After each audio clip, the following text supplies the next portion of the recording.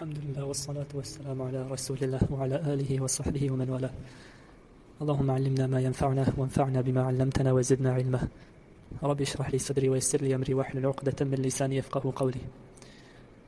So this recording, inshallah, it will be speaking about the details of the issue of al-Istighatha. What does Istighatha mean linguistically and in the Sharia? What are its types and what are the rulings regarding that? So firstly, some of the principles which will be laid out in this discussion, inshallah. A person, when discussing such issues which relate to a person's iman and a person's tawheed and their worship of Allah subhanahu wa ta'ala, and it's an issue of iman and shirk, then it's every Muslim's duty to be very careful in their approach to this and to seek the truth, the haqq, with complete sincerity, and to not allow their biases to cause them to reject what could end up being a very serious issue for them in the akhirah. So based on that, inshallah, in this I will only be quoting from ulama who all of the groups will agree on, inshallah. So I won't quote from Shaykh al-Islam ibn Taymiyyah or his student Ibn al-Qayyim rahimahumullah, nor will I quote from Ibn Abil Izz al-Hanafi or Muhammad ibn Abdul Wahhab. Rather, I will quote from scholars who the other groups will also accept the imamah and the understanding of the deen.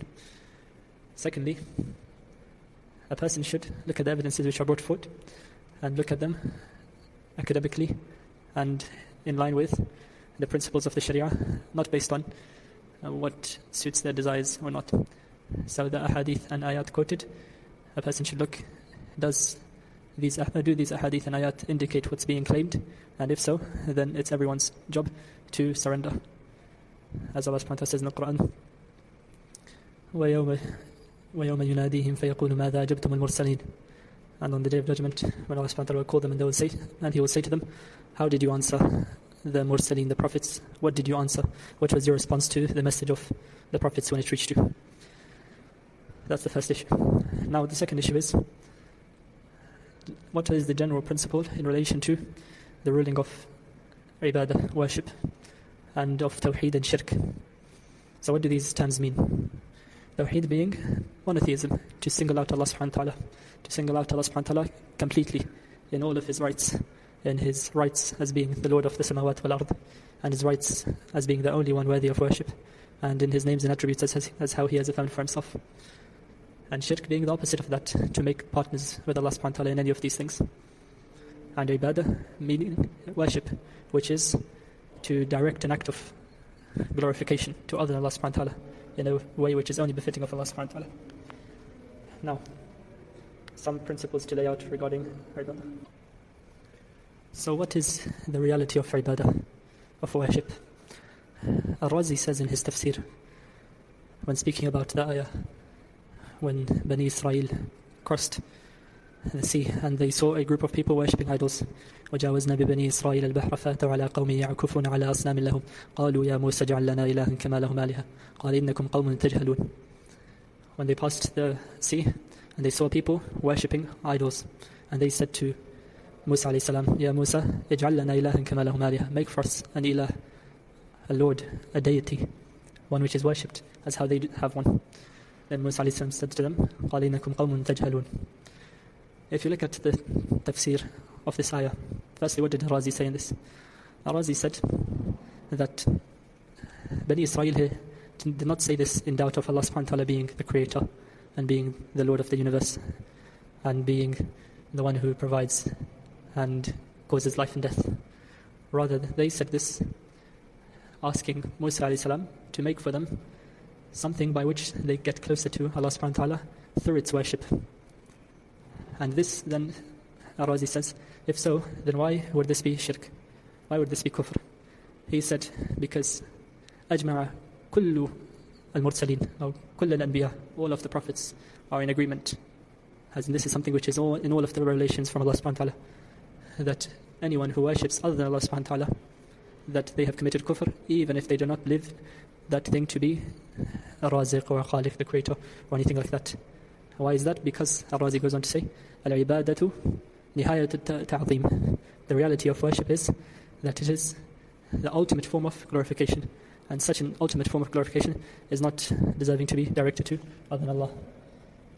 And likewise, As-Sanusi, rahimahullah, in his Muqaddimat, when speaking about the types of shirk, and he mentions that shirk is 6 types. The first type he mentions is Shirk al-Istiqlal, for a person to believe there to be a separate God to Allah subhanahu wa ta'ala, completely separate deity, which is not reliant upon Allah subhanahu wa ta'ala at all. And this is the Shirk of al-Majuz, the fire worshippers, Zoroastrians, as they believe there to be a God for the good and God for evil.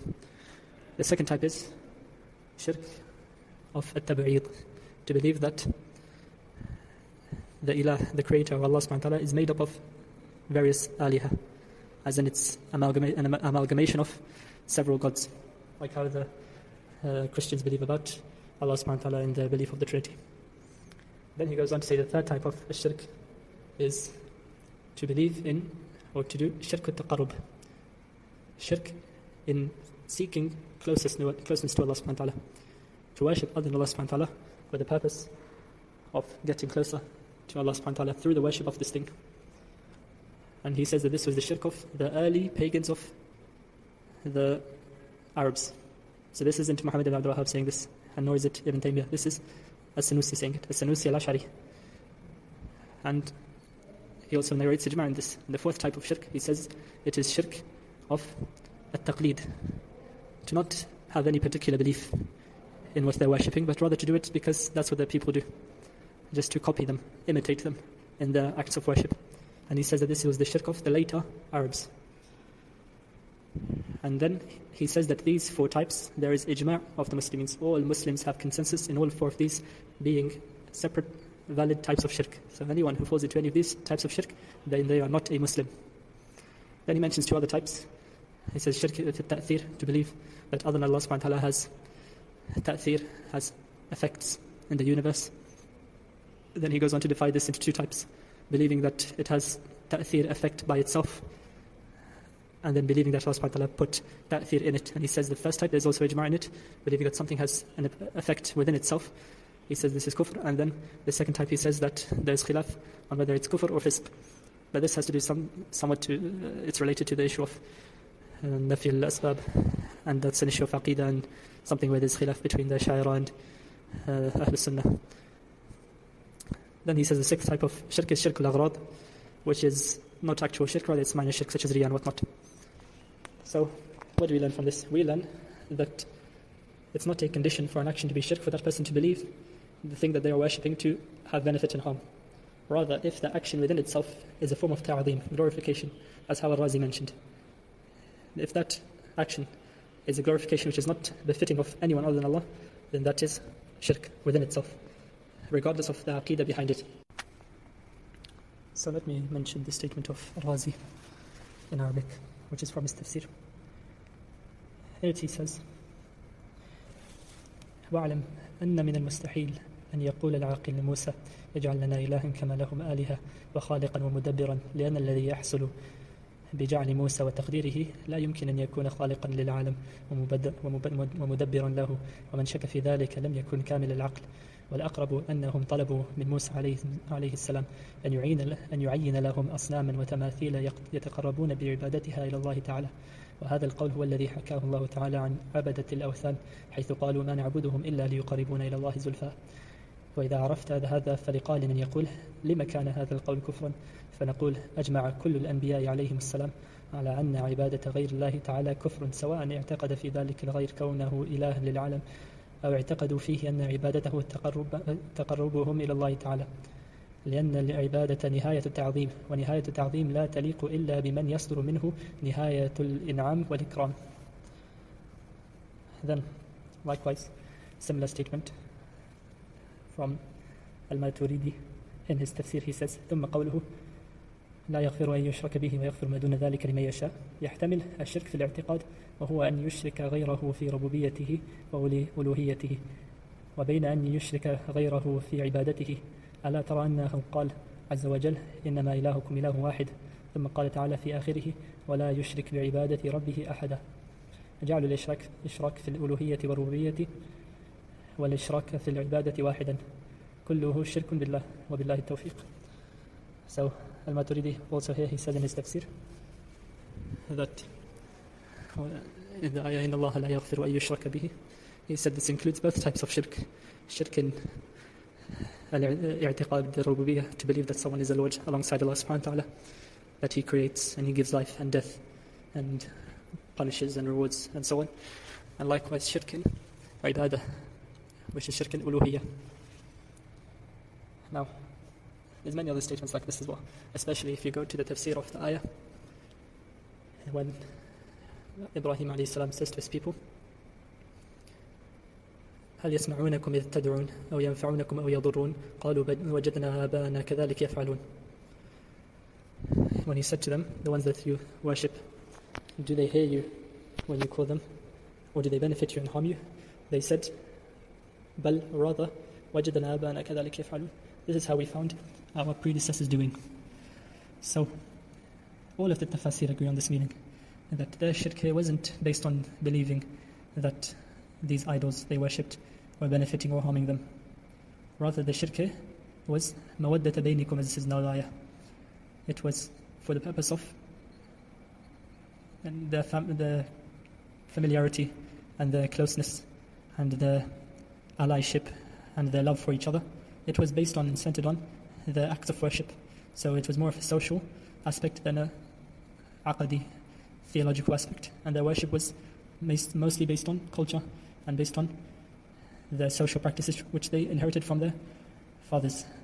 And then they continued on that, but that did not prevent it from being shirk, even though they didn't believe in any benefit or harm of the idols which they worship. And these are only a few of several statements of the ulama regarding this thing. And the books of tafasir are filled with the same taqrirat, affirming the same meaning in all of the tafasir from the early times, such as Al-Tabari and others, Ibn Abi Hatim, Al-Wahidi, then Al-Tha'alibi, then Al-Wahidi, then later Al-Baghawi and Ibn Kathir, Al-Razi, Al-Maturidi, Al-Nasafi. All of the tafasir, they all mention the same thing as the Makhshari in various places, in the ayah regarding Ibrahim and Islam's people, in the ayah regarding Bani Israel crossing the sea, in the ayah وَمَا يُؤْمِنُ أَكْثَرُهُم بِاللَّهِ إِلَّا وَهُم مُشْرِكُونَ in Surah Yusuf, and other places as well. In the ayah مَا نَعْبُدُهُمْ إِلَّا لِيُقَرِّبُونَ إِلَى اللَّهِ زُلْفَىٰ in Surah Zumar, and so on. So this is something which is very clear, and there is ijma' on this, as was mentioned by Al-Razi and Al-Sanusi and various other ulama. And in fact, anyone who rejects this is not even a Muslim in the first place. If a person doubts that worshipping other than Allah is shirk, if they say, for example, if you ask them, if I was to do 2 rakat fajr salah to an idol, and I don't believe this idol to benefit or harm, but I was to do it for a dunya reason, such as the kuffar telling me to do so, and then they will reward me with money. Would that be kufr? Would that be shirk? Of course that would be shirk. And anyone who does that is not a Muslim, because they haven't understood la ilaha illallah. Now, that's the first issue clarified, inshallah. Now the second thing is the meaning of istighatha. What is al-istighatha lughatan and what is it shar'an? Al-istighatha lughatan, it means talab al-ghawth, to seek help. Al-ghawth, salvation, help, support, all of these meanings.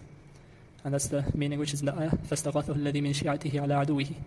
When Musa alayhi salam, when he was with a person from Bani Israel, and this person from Bani Israel had a fight with one of the people of Fir'aun, and then فَاسْتَغَاثَهُ الَّذِي مِنْ شِيعَتِهِ, the one from his Shia, his group, Bani Israel, he sought help from Musa alayhi salam, عَلَىٰ عَدُوِّهِ, against his enemy.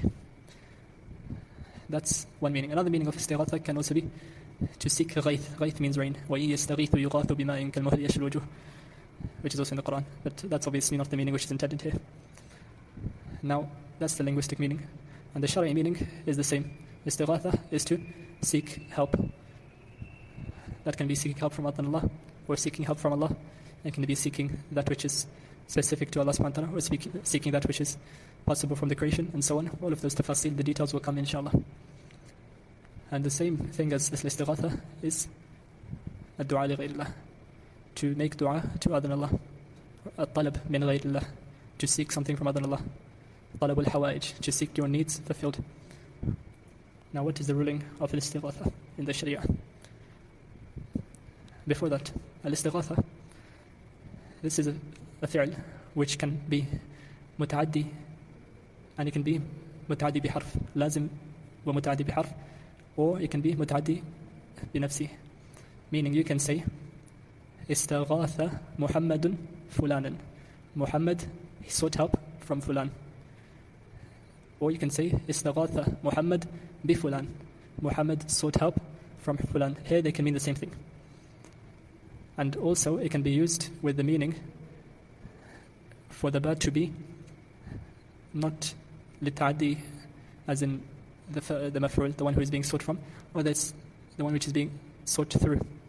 So it's also possible for a person to say Istighatha Muhammadun Allah bi a'malihi salihah. For example, Muhammad sought help from Allah through his righteous actions, bi a'malihi as-salihah. Then this would come to the meaning of tawassul, which is to seek al-wasila, to reach Allah subhanahu wa ta'ala through something. And this is the meaning which Subki, Taqiyuddin Subki, also gives in Shifa al-Saqal. Now, the problem here is that sometimes the word Istighatha is used by ulama and they mean something different to what other ulama mean. And this can cause khalt, especially if a person is not well versed in the statements of the ulama and in the topic and in the Arabic language. They might confuse these different situations and the different meanings intended. So inshallah, I'll discuss all of the different meanings of Istighatha, its different types, and what's the ruling of each type. So first, it's also important to understand the meaning of Tawassul. Tawassul is to seek a wasila, a means to reach Allah subhanahu wa ta'ala. وَابْتَغُوا إِلَيْهِ الْوَسِيلَةِ. This is in the Quran. Seeking a means to Allah subhanahu wa ta'ala. This can be through various things. Through a person's righteous deeds. Through the person's dua, their own dua or dua of another person. Or it can be through the status of a person. Through the mention of a person. Such as a tawassul bin Nabi sallallahu alayhi wa sallam, to ask Allah subhanahu wa ta'ala through the status or the mention of the Prophet sallallahu alayhi wa sallam. If you say, Ya Allah, as'aluka bi nabiyyika sallallahu alayhi wa sallam, kada wa kada, I ask you, Ya Allah, by your Prophet sallallahu alayhi wa sallam, this and that. This is a form of tawassul. And it can also come in other wordings as well. It can come with the wording of at-tawajjuh. Allahumma inni atawajjahu ilayka bi nabiyyika Muhammad, as the hadith of the blind man, when the Prophet sallallahu alayhi wa sallam taught him to say dua. And also the same similar hadith of Uthman ibn Hunayf when this similar thing occurred at the time of Uthman ibn Affan radiallahu anhu. And also it can come with the wording of atashafa'u ilayka bi nabiyyika Muhammad sallallahu alayhi wa sallam. Here also the meaning is Istighatha, is tawassul. Now, what does shafa'a mean? Since this is related to at-tashafa'. Shafa'a, it means to seek a person to intercede for you or to be alongside you. So it comes from the word al-shaf', which is to be even, the opposite of al-witr, odd. Something which is what? Odd, 1, 3, 5. This is called al-witr. And something which is even, 2, 4, 6. This is a shaf'. Now, if you're asking by yourself, if you do tashaffu', as in you're seeking an intermediary, you're seeking someone to come and ask with you. So that's the meaning of al-shafa'a. And the next important term to define is a dua. What does it mean to make dua to someone? Dua linguistically it can mean a nida, to call someone, as you say, ya fulan. This is nida, and it's also linguistically called dua. And another meaning linguistically and in a technical sense, istilahi meaning, is talab min al-adna ila al-a'la. It is the seeking from a person who is inferior, seeking something from the superior. Such as, for example, a son asking his father for something. This would be considered dua. But the father asking the son for something, it would not be considered dua, rather it would be considered amr, command. And the shari meaning in the deen, the form which is considered an ibadah, an act of worship, we will come to inshallah, the tafsil, the details regarding that. Now, we established earlier that directing acts of worship to other than Allah, this is shirk, even if it does not contain with it a specific aqidah of rububiyyah, of believing that the one who is being worshipped has a specific power or ability, or that they create or give life and death or any of these things. Rather, the mere action of directing worship to other than Allah, whether the purpose of that is taqarrub, to seek closeness to Allah through the worship of this, or taqleed, imitation of the predecessors or anyone else, or any other reason, then this is all shirk. And this is all mukhrij anil millah. It makes a person a disbeliever, as was established from the various ijma'at mentioned before. Now, developing on that, we can now establish that some forms of dua are worship. Why? Well, we can establish this through al-lugha wal-aql wal-shara', linguistically, and through logic and through the sharia. As for linguistically, we all know that salah is the greatest form of ibadah of Allah subhanahu wa ta'ala, and it is the second rukn min arkan al-Islam after the shahada. And salah, linguistically, what does it mean? It means a dua, calling upon a Lord. This is linguistically the meaning of salah, prayer. And even in other languages, prayer is used mostly to refer to dua. As you might hear Christians say, I prayed to Lord that he does something and something. And pray here, he means dua. So this is from the linguistic sense. And from the aqli sense, we know that ibadah is ta'zeem, glorification. And it is tadallul, to lower yourself for the ma'bud, the illah. And is there a greater form of lowering a person's self and showing their humility than calling upon them in a complete reliance and seeking help from them? This is showing their complete reliance to that ma'bud, the one which is being worshipped. And also, another thing which shows this is that we know that the mushrikeen, the various polytheists, they worshipped the idols. And these idols, the intention was not to worship this idol specifically, as in made of metal or made of wood. This is something which they made with their own hands. And of course, they had no intention of worshipping this thing which they made with their own hands. But their intention was to worship what this idol represented, whether it represented a specific god or perhaps an angel or anything else. Yet we know that they are called idol worshippers, and that their action is considered ibadah of that idol. And the ayat about worshipping idols in the Quran is many. And something similar which is mentioned by Al-Imam Shahristani in Al-Milal wal-Nihl, when he speaks about idol worshippers, he says,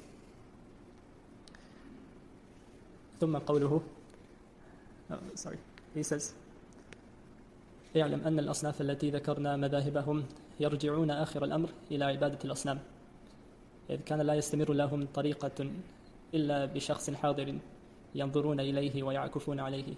وعن هذا اتخذت أصحاب الروحانيات والكواكب أصناما زعموا أنها على صورتها.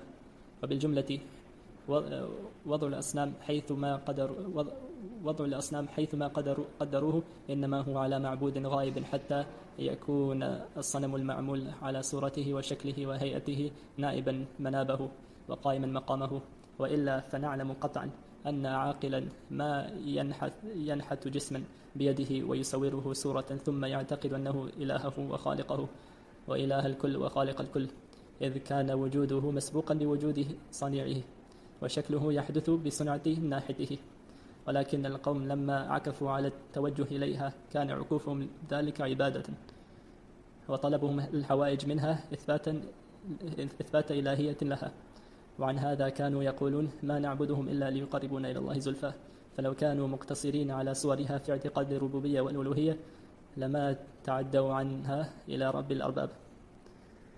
So what is he saying here? He's saying that the various forms of pagans, those who worshipped planets and worshipped angels and souls and other things like that, and the pagans from the Arabs, their worship of idols was to remember and to honor the thing which those idols represented, whatever that God might be. But once they started akafu alayh, yani they stuck to those idols and they worshipped those idols and they did talab al-hawa'ij, they sought their things, sought their needs from these idols. This was in fact a worship of those idols, and it was affirming ilahiyah to those idols, even though they did not affirm rububiyyah. They did not affirm that these idols were the creators or the providers or anything like that, since they created these idols themselves with their hands. And of course, no person with any logic would believe that what they created with their own hands was benefiting or harming them. And he said here, وَطَلَبُهُمْ الْحَوَائِجَ مِنْهَا إِثْبَاتٌ لِأُلُوهِيَتِهَا أو كما قال وَطَلَبُهُمْ الْحَوَائِجَ مِنْهَا إِثْبَاتٌ إِلَهِيَةٍ لَهَا. And their seeking of their needs, their talab al-hawa'ij, was affirming ilahiyah, was affirming worship and ubudiyyah for these idols. So this is affirming again that dua in some forms is ibadah, even if it does not necessarily have with it any other aqidah. So now that we have affirmed that some forms of dua are worshipped, both linguistically and logically, aqlan, now we will affirm that in the Sharia, shar'an, religiously. So firstly, ayat from the Quran. Allah subhanahu wa ta'ala says, وَقَالَ رَبُّكُمُ ادْعُونِي أَسْتَجِبْ لَكُمْ إِنَّ الَّذِينَ يَسْتَكْبِرُونَ عَنْ عِبَادَتِي سَيَدْخُلُونَ جَهَنَّمَ دَاخِرِينَ. And your Lord says, call upon me, I will answer you. Indeed, those who do istikbar, who have arrogance in refusal to do worship for me, عِبَادَتِي سَيَدْخُلُونَ جَهَنَّمَ دَاخِرِينَ. They will enter hellfire, humiliated. And here, this is by ijma' consensus of the mufassirin, the meaning of ibadati here, it means du'a'i. The worship here is calling upon me. And likewise, the term du'a in the Quran, sometimes it's used to refer to ibadah in a general sense. And sometimes it's used to refer to mas'ala, asking for something specifically. And sometimes it's used for both meanings. And here it's clear that the meaning intended is du'a al-mas'ala, to ask for a need. Because Allah subhanahu says, Astajib lakum, I will answer your request. That's the first ayah. Likewise, Allah subhanahu wa ta'ala mentions in the Quran, narrating from Ibrahim alayhi salam, that he said to his father, وَأَعْتَزِلَكُمْ وَمَا تَدْعُونَ مِن دُونِ اللَّهِ وَأَدْعُو رَبِّي عَسَىٰ أَلَّا أَكُونَ بِدُعَاءِ رَبِّي شَقِيًّا فَلَمَّا اعْتَزَلَهُمْ وَمَا يَعْبُدُونَ مِن دُونِ اللَّهِ وَهَبْنَا لَهُ إِسْحَاقَ وَيَعْقُوبَ وَكُلًّا جَعَلْنَا نَبِيًّا. And Ibrahim alayhi salam said to them, to his people, and I will leave you off, and that which you call upon other than Allah, and I will call upon Allah, I will call upon my Lord, عَسَىٰ أَلَّا أَكُونَ بِدُعَاءِ رَبِّي شَقِيًّا. Perhaps I will not become disheartened of my dua, of my requests and my dua to my Lord.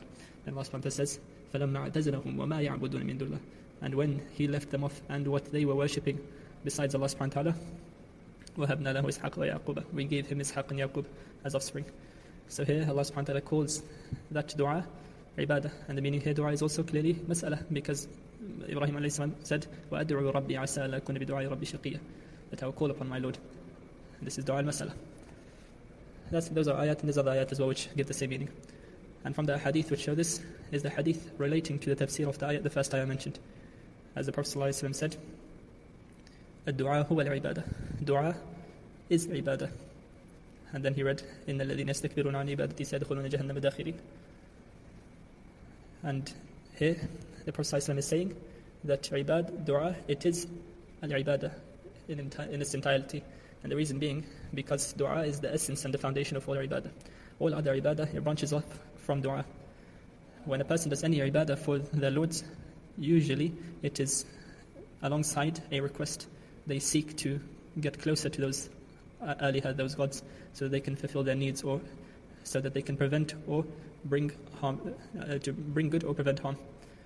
And as Allah subhanahu wa ta'ala says in the Quran also about Zakaria alayhi salam, when him and his wife would make dua, so that Allah subhanahu wa ta'ala gives them children, He says, إِنَّهُمْ كَانُوا يُسَارِعُونَ فِي الْخَيْرَاتِ وَيَدْعُونَنَا رَغَبًا وَرَهَبًا وَكَانُوا لَنَا خَاشِعِينَ. They were striving in doing good, and they would call upon us رَغَبًا وَرَهَبًا. Raghba and rahaba. The i'rab of this ayah, there's more than one i'rab, but the most common one given is that raghba wa rahaba is maf'ul li ajlihi, yani it's the reason for the dua. So they were making dua to Allah subhanahu wa ta'ala raghbatan, in seeking, in their hearts striving to Allah subhanahu wa ta'ala, asking for Allah subhanahu wa ta'ala to bless them, and rahaba, rahba, and out of fear. So those are the main two causes, the two dawafi' al-ibadah, the two reasons why a person is pushed to worshipping. So for this reason, the Prophet ﷺ said, "Ad-du'a huwa al-ibadah." Dua is ibadah. Just how he said, "Al-hajju arafah." Hajj is arafah, as in it's rukn al-a'zam. It's the greatest part of hajj, and the most important part. And whoever misses arafah has missed hajj. Likewise, dua is the most important and fundamental part of ibadah. And that's why there's another hadith, though its sanad does have some weakness in it, which says, "Ad-du'a mukhul ibadah." Dua is the head of ibadah, for the same reason.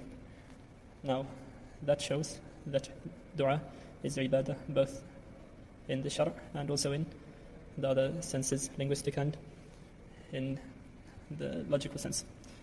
When that's affirmed, now we know that not every form of dua is ibadah, but some forms have to be ibadah, because the Prophet ﷺ is saying so, and the ayah is clear in this. So then we will come to what makes dua ibadah, what is the illah for dua being ibadah. And before that, we can now make qiyas mantiqi. We can make a qiyas, a framework logical framework to give us a natija result. So the first principle, al-muqaddimah al-kubra, it would be that kullu ibadah li ghayri Allah shirk. Any ibadah to other than Allah subhanahu wa ta'ala is shirk. And we have affirmed this before from the ijma'at quoted. And the second principle would be ad-du'a li ghayri Allah ibadah li ghayri Allah. Making dua, or in a better way to say, ba'd ad-du'a li ghayri Allah ibadah li ghayri Allah. Some forms of dua to other than Allah is the ibadah of other than Allah. So then, what would be the natija from this qiyas? It would be that ba'd ad-du'a li ghayri Allah shirk. Some dua to other than Allah is shirk. And this is clear. Now, what is it that makes dua ibadah? When is it ibadah and when is it not? Now in usul al-fiqh we have a process known as تخريج المناط وتنقيح المناط وتحقيق المناط. And this relates to al-illah, the cause for a hukm. When this illah is present, then the hukm of that thing is present. And when the illah is not present, then the hukm is also not present. As the principle says, al-hukmu yaduru ma'a illatihi wujudan wa adaman. So when the illah is present, then the ruling will be present. What is the illah which makes the action of dua ibadah? Now, there's many processes which a person can take to find their illah. So it could be by nas, by the statement in the Quran or Sunnah, or it could be by jama', or it could be by al-munasabah, as in the meaning. It's reasonable to assume that this is the meaning which would cause it to be the illah for the hukm. And the fourth, as-sabr wa taqsim, which is to do an evaluation of all possible ilal causes and then see which one is the most correct, or dawaran, that is always present with it. Now, we can affirm that the illah in the hukm of du'a li ghayrillah, which makes it ibadah, and which would then make it shirk if it was directed to other than Allah, it would be طلب ما لا يقدر عليه إلا الله, to seek something which only Allah subhanahu wa ta'ala is able to do, something which is min khasais rububiyyah, something specific to Rabb, asking for such a thing from other than Allah. This would be ibadah of other than Allah, regardless of whether that person has the niyyah, the intention with it or not. And how do you know that this is their illah? Well, we can affirm this their illah in all of the ways which I discussed before. Firstly, through al-munasabah, that this is a meaning which is suitable for it being ibadah. Just as how the munasabah in al-khamr, alcohol, the illah in it is intoxication. And we know this the illah through al-munasabah. This is a logical reason why this thing would be haram. Likewise, we can affirm this here. Why? Because we mentioned before that the haqiqah of ibadah is at-ta'zim, is glorification, or nihayat at-ta'zim, the highest form of glorification. And this is what makes ibadah li ghayri Allah shirk. Now here, also, asking for other than Allah subhanahu wa ta'ala, something which only Allah subhanahu wa ta'ala is able to do, then this is in reality the most great form of ta'zim, of glorification of that thing other than Allah. And it's also affirming tadallul, affirming that the person is weak and in need, and lowering themselves to other than Allah. And Allah subhanahu wa ta'ala says in the Quran, وَدُعُوا رَبَّكُمْ تَضَرُّعًا وَخُفْيًا, and when وَخِفْيًا in another qira'ah, call upon your Lord تَضَرُّعًا, in submission. So this is what is munasib lil ma'na, what is suitable in the meaning. Another way for determining the illah of the ruling is to do as-sabr wa taqsim, to extract all of the possible meanings or descriptions which could be in an illah, then to do a process of elimination to see which one is correct. Now, for example, a person could say that the illah here is qasd al-ta'abbud, to intend to do worship. And so, whenever a person intends to do worship through their dua, then this is ibadah, and it would be shirk to other than Allah. And when they don't have the intention of worship, then it would be not.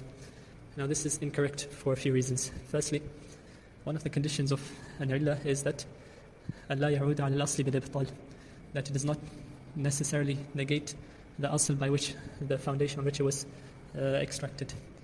So in this case, if you say that qasd al-ibadah is what the illah is, then this would mean that the dua itself is not the illah, rather it's the qasd which is the illah.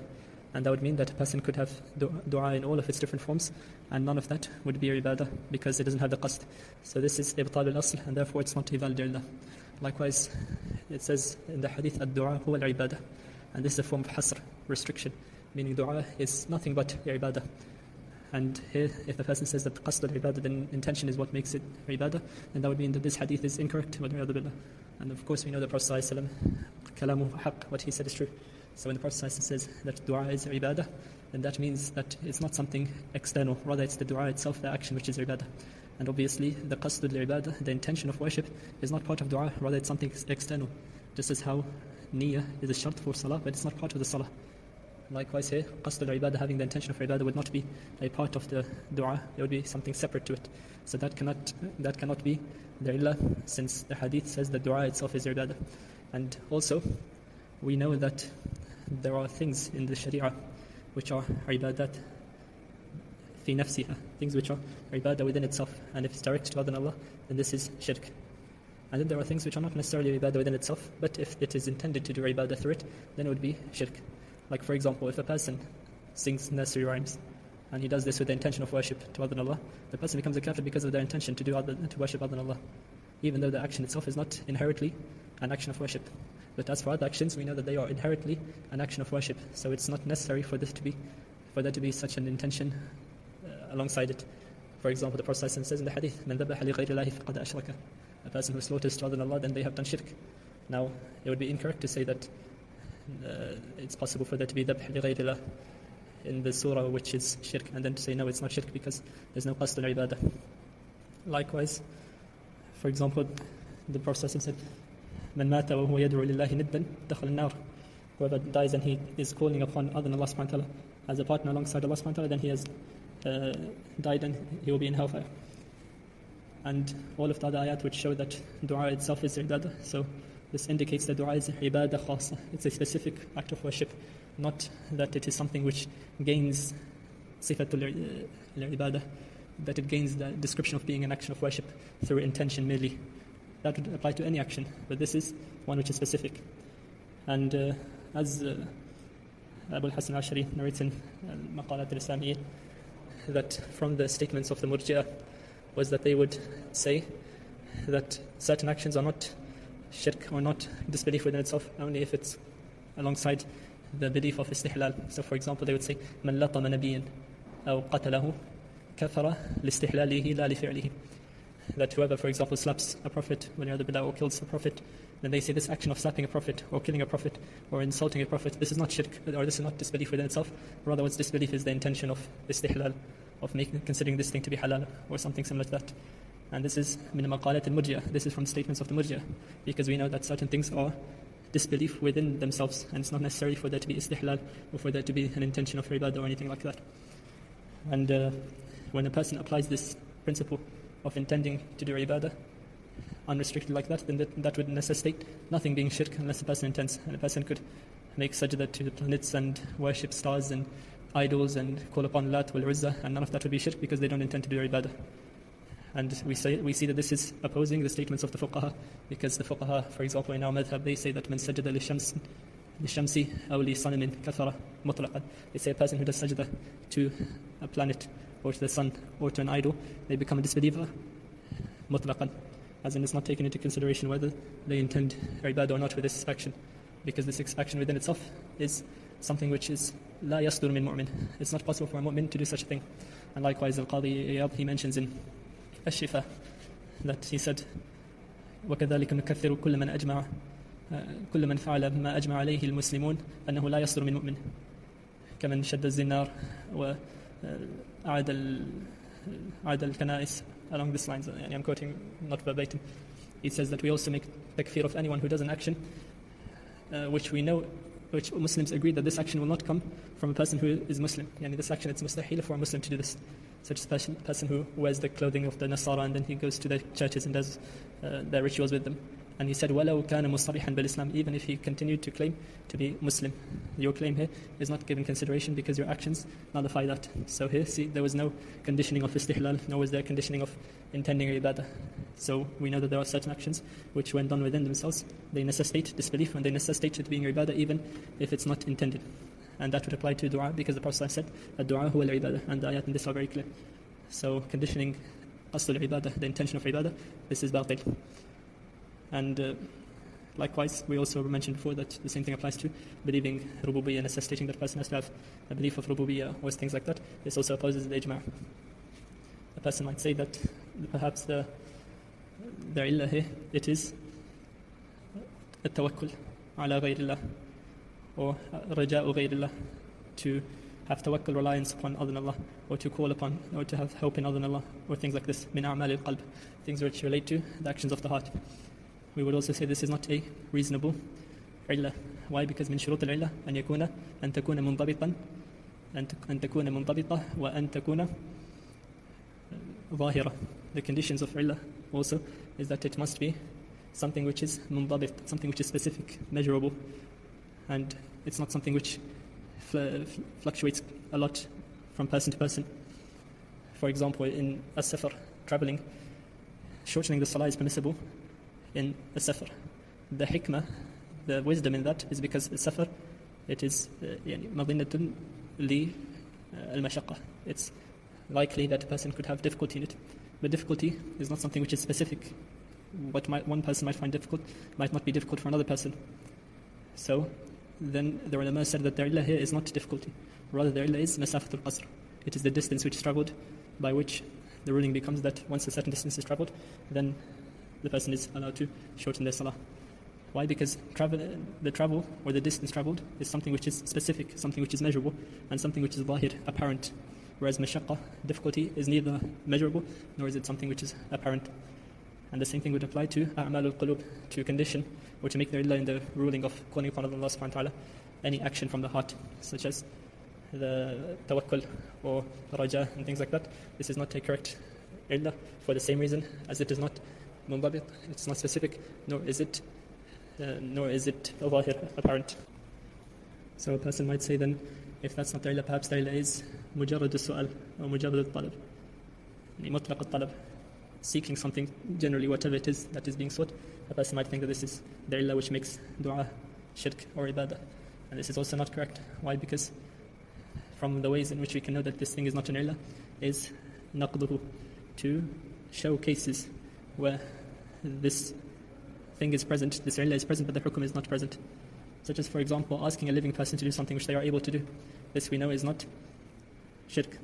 If I ask a person to give me a glass of water, this is of course not ibadah, nor is it shirk, even though it is su'al, it is talab. Then a person might say perhaps the illah is that it's to ask ma la yaqdiru alayhi al-mas'ul, to ask a person something which he specifically is not able to do, not something which is only Allah subhanahu wa ta'ala is able to do, min khasa'is al-rububiyyah.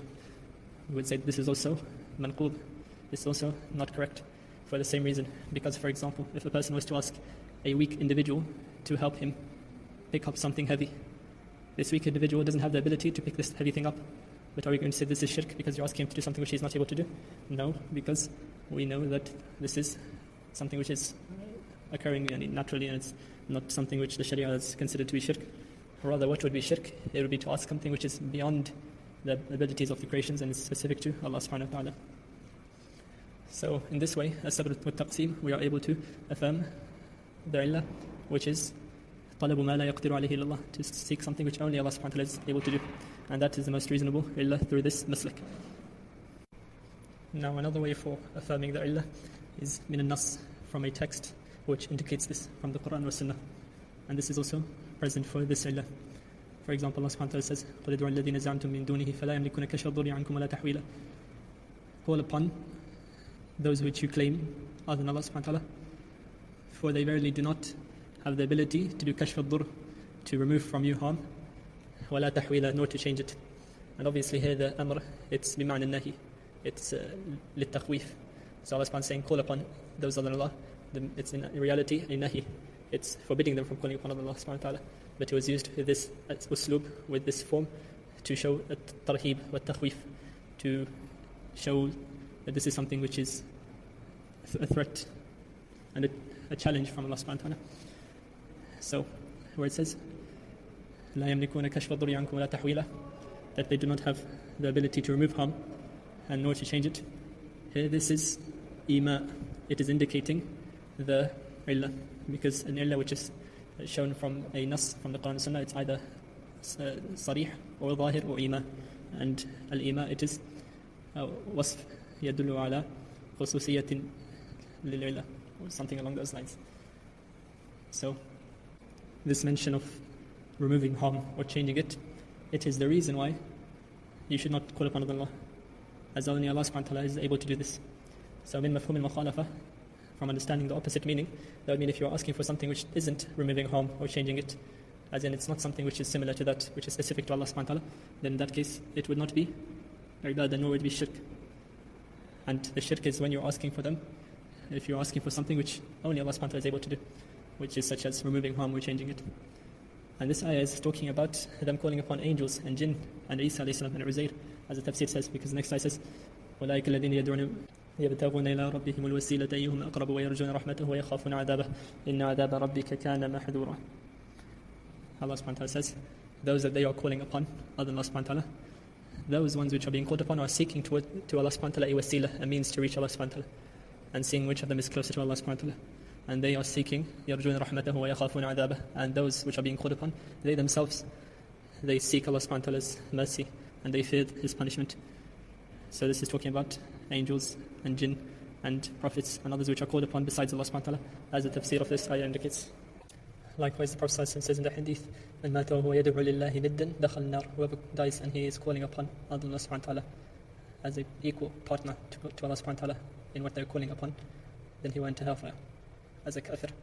So here, the thing which is conditioned is يدعو لله ندا, and equal to Allah subhanahu wa ta'ala. And of course, this would be only an equal if you are asking the same sort of thing which you should be asking from Allah subhanahu wa ta'ala. يعني طلب ما لا يقدر عليه إلا الله. طلب ما هو من خصائص الربوبية, to seek something which is from the specifics of rububiyyah, something which is specific to Allah subhanahu wa ta'ala. And if you're asking for something which is not like that, it's not بما لا يقدر عليه إلا الله, or it's something within al-asbab al-adiyah, within natural means, like asking someone to give you something which they own, or make dua for you and so on, then such things, it would not be making to Allah, for Allah subhanahu wa ta'ala a nid, an equal, because these are not the sort of things which are sought from Allah subhanahu wa ta'ala, which are specific to Allah subhanahu wa ta'ala. And the hadith and ayat which indicate such meanings are plentiful, but these should suffice inshallah. And the fourth way in which we can affirm that the illah is طلب ما لا يقدر عليه الله, to seek something which can only be sought from Allah subhanahu wa ta'ala.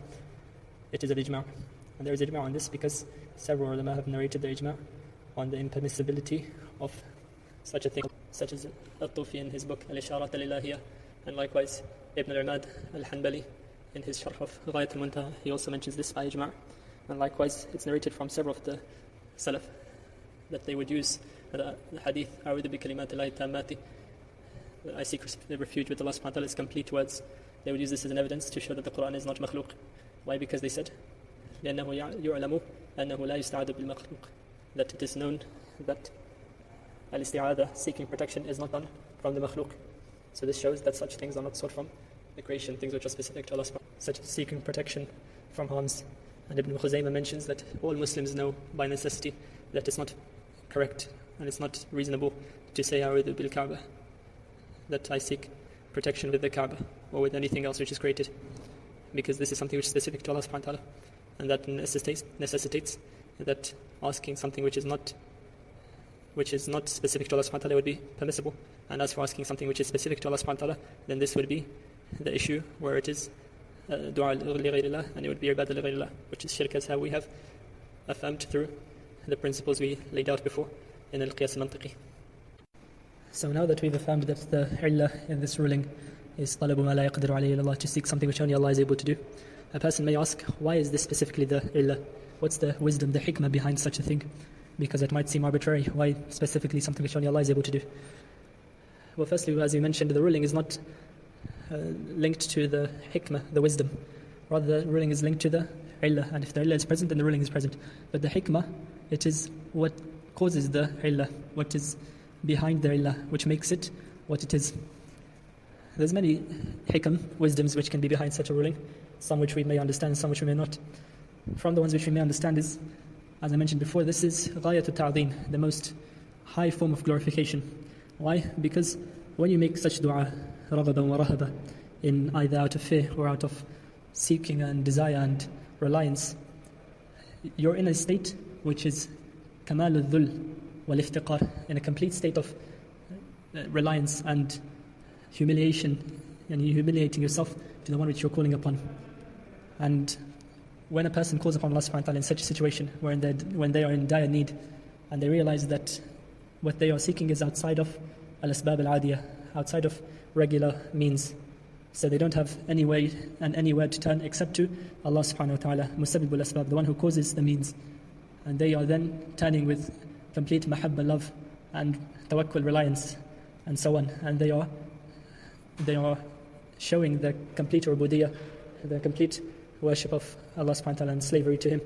So when such a state is directed towards other than Allah, and you have left off relying upon al-asbab, the means in the universe, rather you are looking for something which is miraculous and something which is supernatural, seeking such a thing or turning to such a thing from other than Allah subhanahu wa ta'ala, this is in reality a major form of ubudiyyah, of worship and slavery to the one which you're asking for. And that's why it says in the Quran, وَإِذَا رَكِبُوا فِي الْفُلْكِ دَعُوا اللَّهَ مُخْلِصِينَ لَهُ الدِّينَ فَلَمَّا نَجَّاهُمْ إِلَى الْبَرِّ إِذَا هُمْ يُشْرِكُونَ. When they would ride on the boats, they would ask Allah subhanahu wa ta'ala, مُخْلِصِينَ لَهُ الدِّينَ, singling Him out, being sincere in their religion and their obedience and worship to Allah subhanahu wa ta'ala. فَلَمَّا نَجَّاهُمْ إِلَى الْبَرِّ, and when we rescue them to al-bar, to the land, إِذَا هُمْ يُشْرِكُونَ, then they would do shirk. So this shows that such a state, it's only deserving to be directed to Allah subhanahu wa ta'ala. But as for asking for something which is within al-asbab al-adiyah, within the natural causes and means which Allah subhanahu wa ta'ala has placed, then this doesn't necessarily have the sort of impact or the sort of mental and spiritual state which would be present in asking something which is outside of natural means and something which is supernatural. So that's one hikmah, wisdom. Another hikmah is that such a ruling can be iqamatul madhinnah maqam al-ma'innah, placing the madhinnah of the ruling in the place of the ma'innah. For example, al-nawm madhinnatul hadath, sleeping, it is the madhinnah for a person breaking their wudu. Yani it's likely in the state of sleep that a person might break their wudu. It's madhinnah, yani the place of adhan. Adhan is speculation or assumption. Yani it's assumed that this would be coinciding with the second thing. So sleep, it's assumed that, or it's likely that it would be coinciding with the breaking of wudu, because if a person's sleeping, then they'll pass wind and they won't notice. Which is also, for example, indicated in the hadith, al-ainu wikawsa, that the eye, it is the cover of the backside, meaning that when a person's eyes is closed, that they'll pass wind and they won't notice. So the ulama mentioned that the reason for sleep breaking the wudu is that it is likely in such a state that a person would pass wind or commit something else which would break their wudu and they wouldn't notice. So here the madhinnah has taken the ruling of the ma'innah, as in the place where it's likely for such a thing to be present, has taken the ruling as if it was actually present. Now a person might say that when I sleep I'm not going to pass wind, so then I shouldn't have to make wudu. But the ulama say no, here when the madhinnah takes the ruling of the ma'innah, it's not conditioned for that actual thing to be present. Rather the likelihood enough is sufficient for the hukum to apply.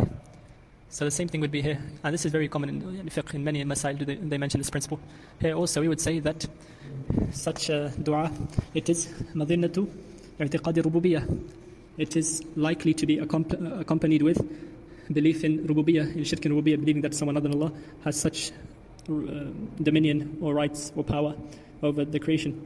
So since the madhinnah here is present, then the ruling would apply even if that aqidah isn't necessarily present. And this is the meaning which was suggested by Ash-Shawkani rahimahullah, as he said that if these people did not believe in shirk and ibadah, in shirk and rububiyyah, in the ones they're calling benefiting them and harming them, then they wouldn't have called or asked them in the first place. But the fact that they are calling them and asking them for such things, it indicates shirk also in rububiyyah, as in these two things are mutalaziman, according to Ash-Shawkani. They necessitate one another, even if a person rejects it. Even if they claim, I don't believe such a thing. If you didn't believe such a thing, then you wouldn't be asking them for it in the first place. So this is suggesting the same meaning of iqamat al-madhinnah maqam al-ma'innah. So that's the second hikmah which can be applied. And also, at-ta'lil bil-madhinnah, this is very common in usul fiqh, making the illah, the madhinnah of a sifa, of a description. This is common in usul fiqh and it is also suitable to be applied here. So these are two hikmatan, two wisdoms for such a ruling, and there can be many more. But as I mentioned before, it's not really our duty or what's obligated upon us to search for the wisdoms in such things. As soon as we reach the hukum, the ruling, then that's sufficient, even if we don't understand the complete hikmah behind it. So to summarize what has been said so far, firstly we affirmed that ibadah directed to other than Allah is shirk, and there is ijma' on this, even if the person does not intend, even if the person does not believe the thing being worshipped to have qualities of divine attributes, or to be divine, or to be a Lord besides Allah. Rather, the action itself, which is directing worship to those things, is shirk, and it takes person out of the fold of Islam. And we mentioned the ijma'at narrated in this. And secondly, we affirmed that dua is an act of worship, and we affirmed that it is ibadah khassa, a specific act of worship. So it does not require the intention of ibadah, the intention of worship, to make it worship. Rather, it is within itself ibadah. And so it would be shirk when directed to other than Allah. Just as how, for example, making sajda to an idol is within itself shirk, even if the person does not intend ibadah, as is mentioned by the fuqaha. And also the example of that would be what's narrated in the sabun nuzul of the ayah. ألم تر الذين أوتوا نصيبا من الكتاب يؤمنون بالجبت والطاغوت ويقولون للذين كفروا هؤلاء أهدى من الذين آمنوا سبيلا. About Ka'b al-Ashraf, who was a Yahudi man, Jewish man, who went and he asked Quraysh for help against the Prophet ﷺ, and they said, we won't help you until you show your allegiance to us by making sajda to our idols. So he did so, and the ayah declared his action as shirk, as iman bil-taghut, even though he didn't intend to worship that idol, nor did he believe those idols to be anything special. Rather, he was doing it for a worldly reason. And obviously, Jews don't believe in idol worship, rather they reject that. And another example of this would also be about the Yahud and Nasara, what's been said in the ayah, اتخذوا أحبارهم ورهبانهم أربابا من دون الله. They took the priests and rabbis as gods besides Allah, arbab. And the tafsir of this ayah is brought in the hadith of Adi ibn Hatim when he asked the Prophet about this, and he said that they don't worship the arbab, and they don't worship the rabbis and the priests. And the Prophet said, do they not obey them in making what's haram halal and what's halal haram? He said they did. So he said this is them taking them arbab, and this is their shirk, even though they didn't intend shirk, nor did they intend to worship the priests and rabbis. But the action within itself was shirk. And likewise, asking other than Allah subhanahu wa ta'ala what only Allah is able to do, then this is also shirk for the reasons which we explained before.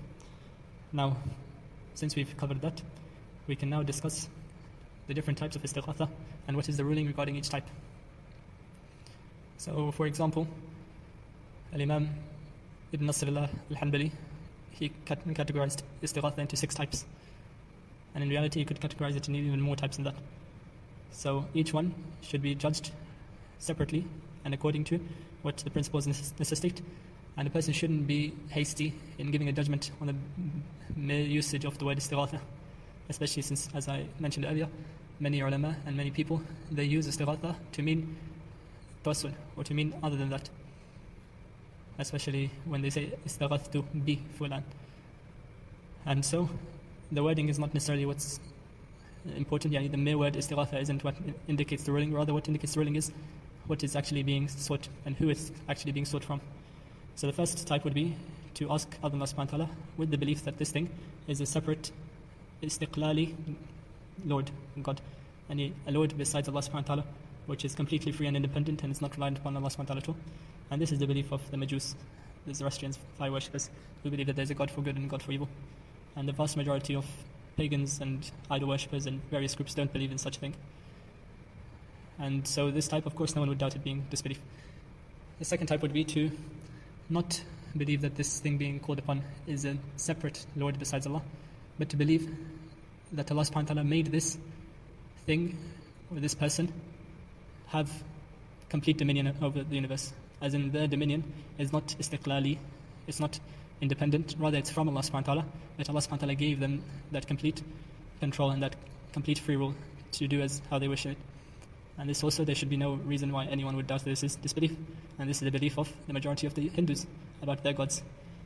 And as a practical demonstration, an aqli argument, rational reasoning, you could say, for example, if I own a car and I give the keys of this car to Muhammad, and I say to Muhammad, you can do with this car whatever you want. Buy it, sell it, renew it, change it, lend it out, drive it, whatever you want to do. I've given you complete reign to do with this car as you wish. No one would doubt that I've made Muhammad a partner with me in the ownership of this car, as I've given him the right to do what he wills regarding it. So likewise, there would be no doubt that a person who believes that Allah subhanahu wa ta'ala has allowed other than Allah subhanahu wa ta'ala to have reign over the universe or parts of the universe, then they've made shirk and they have associated partner with Allah other than Allah subhanahu wa ta'ala, whether they believe that to be over the whole universe or even a part of it, as some of the extreme Sufiya believe that certain awliya were given dominion and control over the lower heavens or the upper heavens or things like that. All of that is clear-cut shirk, and I hope that no one with any sense or any rationality would doubt that this is shirk. And this is the shirk of the majority of pagans, let alone people who are ascribing to Islam, but even outside of that, the majority of pagans of the various religions, they also believe in some form of this, of there being an ultimate God and then lower gods who were given power by the ultimate God. Now, that's the first situation. And the second situation. So regarding this second situation, what if a person says that this person being asked for, they don't have complete dominion, rather they have a certain aspect which they do, and this is, they could say this is no different to the angels, for example, that Allah subhanahu wa ta'ala has angels who He has assigned with certain tasks. وَالْمُدَبِّرَاتِ أَمْرًا, it says in the ayah, as how, for example, Mikael alayhi salam sends the rain, and Malik al-Maut takes the souls, and Israfil blows the horn, and other angels do various tasks, and these are things which are specific to Allah subhanahu wa ta'ala. For example, providing from the sky, sending rain, and so on. قُلْ مَن يَرْزُقُكُم مِّنَ السَّمَاءِ وَالْأَرْضِ قُلِ اللَّهُ. Allah subhanahu wa ta'ala is the one who provides from the heavens and the earth. But this angel has been tasked with such a thing, taking life and death. So if Allah Azza wa Jal can task the angels to do certain things which are specific to Him Azza wa Jal, then what's stopping Him from doing so for awliya, walis, and prophets, and anbiya doing similar tasks? And if they are tasked with such things, then what's stopping a person from asking them to do that thing which Allah has enabled them to do? Well, the response to this is from various sides. Firstly, Allah subhanahu wa ta'ala tasking the angels with such things is mithl tawkil al-wikala, as in Allah subhanahu wa ta'ala is not giving them the dominion or the reign to do such things, rather He is commanding them to do a specific task which they perform by the command of Allah subhanahu wa ta'ala, as it says in the Quran, وَمَا نَتَنَزَّلُ إِلَّا بِأَمْرِ رَبِّكَ لَهُ مَا بَيْنَ أَيْدِينَا وَمَا خَلْفَنَا وَمَا بَيْنَ ذَلِكَ وَمَا كَانَ رَبُّكَ نَسِيًّا. The angels, they say, مَا نَتَنَزَّلُ إِلَّا بِأَمْرِ رَبِّكَ. We don't come down, we don't descend except with the command of Allah subhanahu wa ta'ala. As in, it's not up to them. Allah Azza wa Jalla has not left such things for their own decisions and their own free will, for them to decide on what they feel should be done and not done. Rather, Allah Azza wa Jalla commands them to do such things. And this, in terms of a logical sense, this would not be tashrik, it would not be making them a partner to Allah in dominion. So it's not like the first case, which was shirk, in that they were made partners alongside Allah in ownership and dominion. For example, if I own a car and I gave keys and gave someone the rights to do what they will with it, I've made them a partner with me in that car, but, as I said earlier. But for example, if I gave them a specific task to do with this car, I gave them the keys to the car to say, take this car to the garage and fix this tire, or take it to be washed, or sell this car for a specific price. Here, I have not given them reign, control over this car. So it's not shirk in that sense, in being a owner alongside Allah subhanahu wa ta'ala. So it's not like how, for example, Allah says, وَقُلِ الْحَمْدُ لِلَّهِ الَّذِي لَمْ يَتَّخِذْ وَلَدًا وَلَمْ يَكُنْ لَهُ شَرِيكٌ فِي الْمُلْكِ وَلَمْ يَكُنْ لَهُ وَلِيٌّ مِنَ الذُّلِّ وَكَبِّرْهُ تَكْبِيرًا. شَرِيكٌ فِي الْمُلْكِ وَوَلِيٌّ فِي الذُّلِّ وَلِيٌّ مِنَ الذُّلِّ, having a partner alongside Allah subhanahu wa ta'ala in His mulk, or a supporter due to a need for such. This is not the case here, although that's true, but that does not mean that you can then go and ask them to do things for you.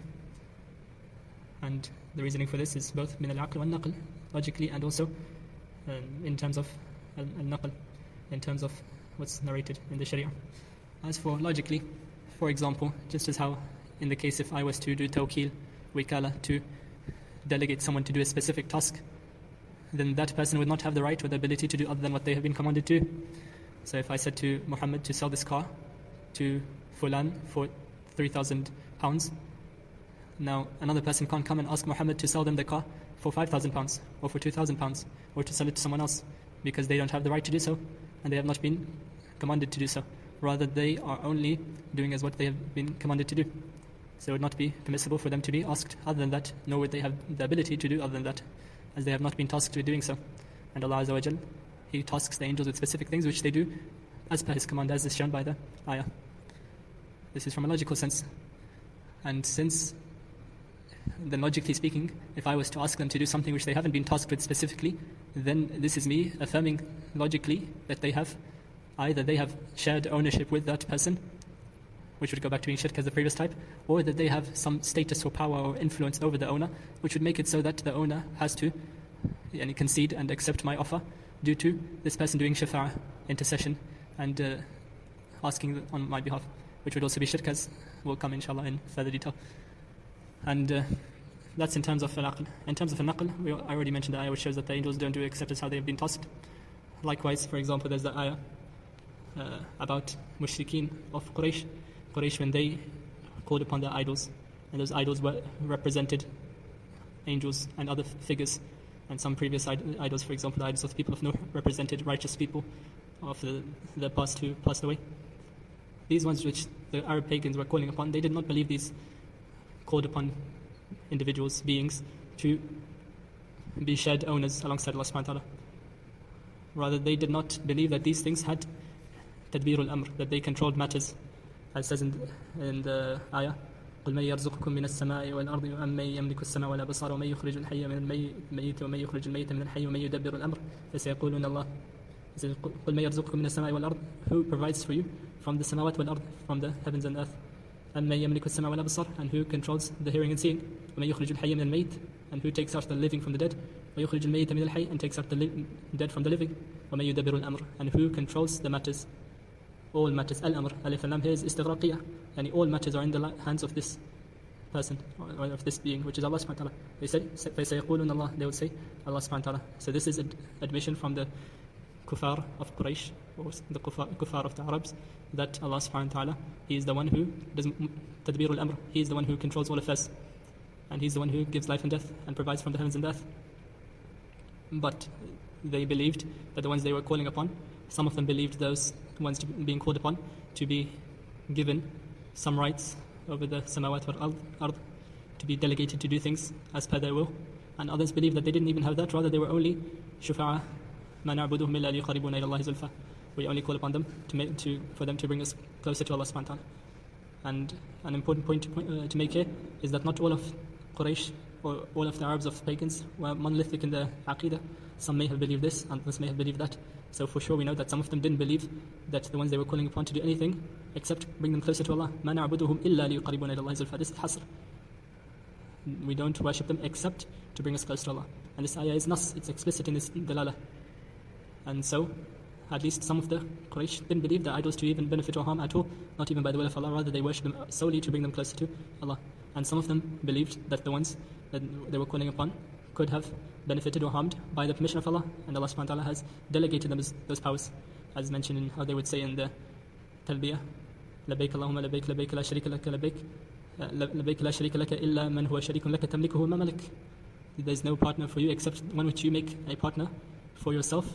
You own that person, that thing, and what they own, as in everything that thing owns, it goes back to Allah subhanahu wa ta'ala's ownership and Allah subhanahu wa ta'ala's control.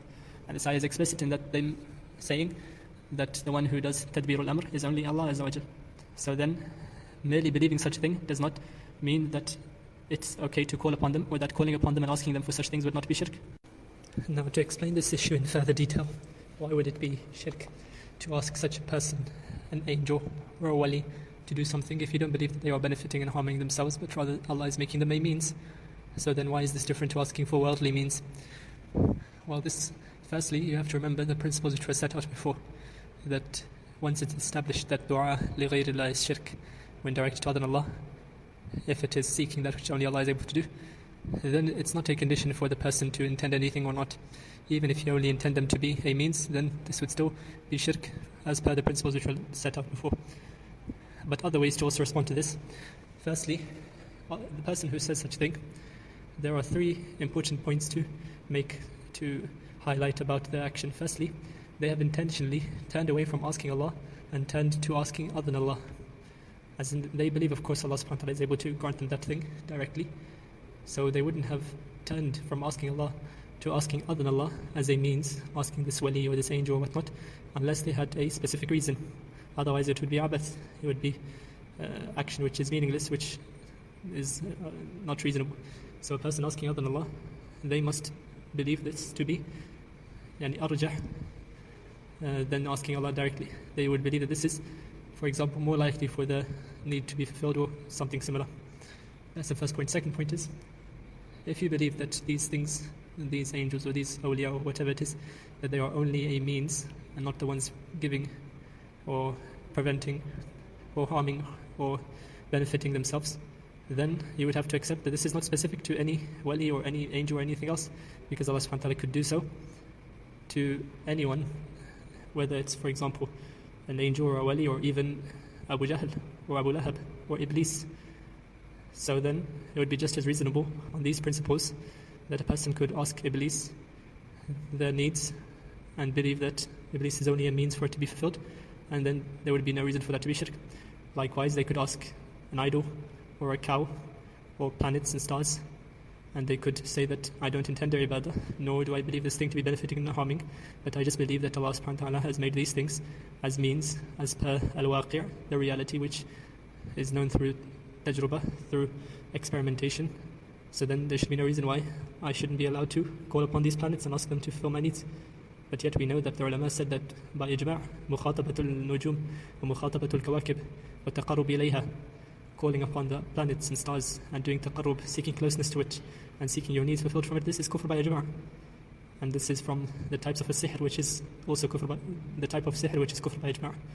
And this is mentioned by Shafi'i and al-Umm and others.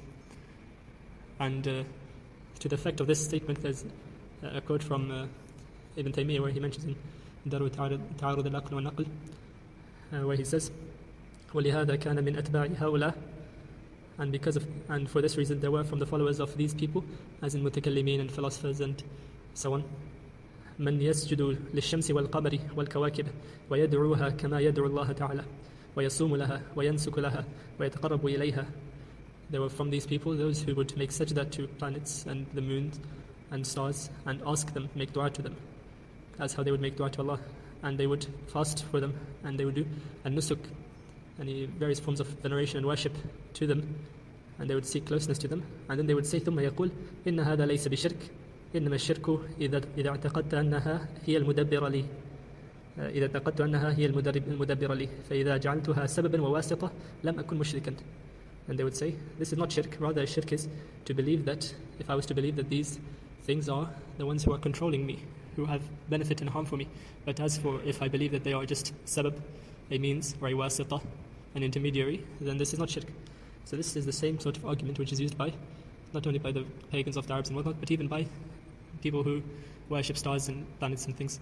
And also, as is indicated by the statements of the ulama which I brought before, like the Shahristani, people who worship idols. Idol worship is only meaning taqarrub ila al-ma'bud biwasitati lis-sanam, to seek to get closer to whatever is being worshipped through an idol. And as the Shahristani said, them asking talab al-hawaij from that idol, seeking their needs fulfilled from that idol, was worship of the idol, alongside being worship of whatever they intended. But the idol itself was being worshipped through seeking these needs from it. So that's the second point. And the third point is that they didn't ask these wasa'it, these any middlemen or intermediaries, to make dua for them or to take their request to Allah. Rather, they asked for the thing directly from them. So they didn't say, for example, Ya wali fulan, udullah li an yarzuqani kada wa kada, wa an yashfiyani wa an yadkhulani al-jannah. They didn't say, oh fulan wali, Ya Abdul Qadir, or Ya Badawi, or whatever. Ask Allah subhanahu wa ta'ala that He forgives my sins and He enters the Jannah. No, they didn't say that. And they don't intend here dua either. As for when they intended dua, that's another thing which will come later. But here they intend the actual request. And they believe that this request will be fulfilled by the one being asked, by this wali or by this angel. And that the only thing which is different is that this wali or angel is not doing it directly, rather Allah is making them a means, a tool for that fulfillment. Now see, since the request here is directed to them, and it's not asking for dua or anything like that, this means that they believe that the request will be fulfilled. Otherwise, if they didn't believe it would be fulfilled, then they would have not asked this means. And this is also shirk. Because if they believe that these ones they are asking for, that they will be a means for their needs being fulfilled, and a definite means, and a means which is proven, either this is a means because these ones being called upon have sharika, have ownership alongside Allah subhanahu wa ta'ala, as we mentioned in the previous two types, which would be shirk, of course, by ijma'. Or if they don't believe so, then the other reason would be that they believe these things to have some sort of right over Allah, or some sort of position alongside Allah subhanahu wa ta'ala, that Allah subhanahu wa ta'ala will definitely fulfill their needs through asking these ones alongside Him. And this is as how the shirk of the pagans of the Arabs was, as I mentioned in the talbiyah. Also other things like the qissa al-gharaniq, when they said تلك الغرانيق الولا وإن شفاعتهن لا ترجى, that their shafa'a is hopeful. And as the ulama mentioned it in tafsir about the ayat relating to shafa'a, that Allah subhanahu wa ta'ala is the only one who owns shafa'ah. And why is this consistently repeated?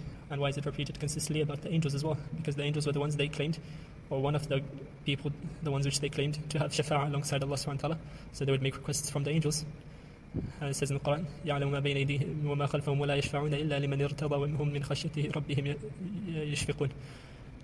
And also it says, وَكَمْ مِنْ مَلَكٍ فِي السَّمَاوَاتِ لَا تُغْنِي شَفَاعَتُهُمْ شَيْئًا إِلَّا مِنْ بَعْدِ أَن يَأْذَنَ اللَّهُ لِمَن يَشَاءُ وَيَرْضَىٰ. And ayat affirming that shafa'ah is not the right of anyone besides Allah, not an angel nor anyone else.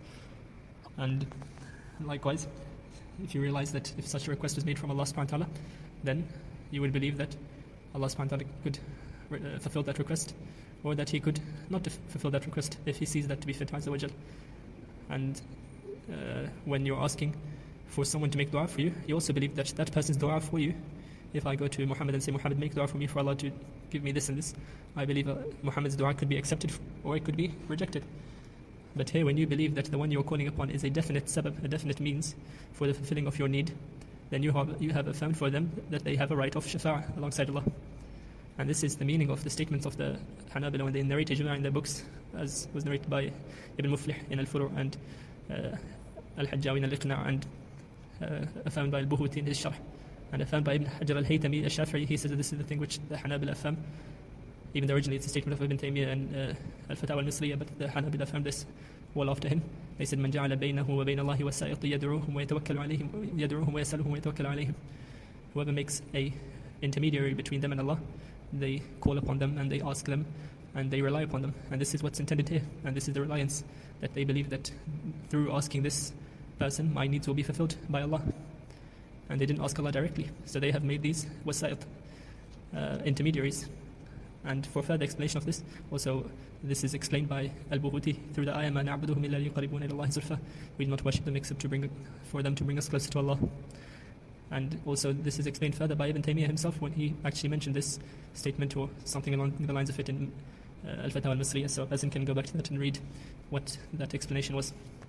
Likewise, the Quran explicitly affirms that miracles and things which are khawariq al-a'dat, things which are outside of means which Allah has placed naturally in the creation, these things which occur are only by Allah's specific command or specific permission, and they don't happen by the will of any prophet or wali or anything like that, as is indicated by the ayat in Surah Al-Isra about the Prophet ﷺ, when the Quraysh said to them that we won't believe in you until specific things. They said, وَقَالُوا لَن نُؤْمِنَ لَكَ حَتَّى تَفْجُرَ لَنَا مِنَ الْأَرْضِ يَنبُوعًا أَوْ تَكُونَ لَكَ جَنَّةٌ مِّن نَخِيلٍ وَعِنَبٍ فَتَفَجَّرَ الْأَنْهَارَ خِلَالَهَا تَفْجِيرًا أَوْ تَسْقِطَ السَّمَاءَ كَمَا زَعَمْتَ عَلَيْنَا كِسَفًا أَوْ تَأْتِيَ بِاللَّهِ وَالْمَلَائِكَةِ قَبِيلًا أَوْ يَكُونَ لَكَ بَيْتٌ مِّن زُخْرُفٍ أَوْ تَرْقَىٰ فِي السَّمَاءِ وَلَن نُؤْمِنَ لِرُقِيِّكَ حَتَّى تُنَزِّلَ عَلَيْنَا كِتَابًا نَقْرَؤُهُ قُلْ سُبْحَانَ رَبِّي هَلْ كُنتُ إِلَّا بَشَرًا رَسُولًا.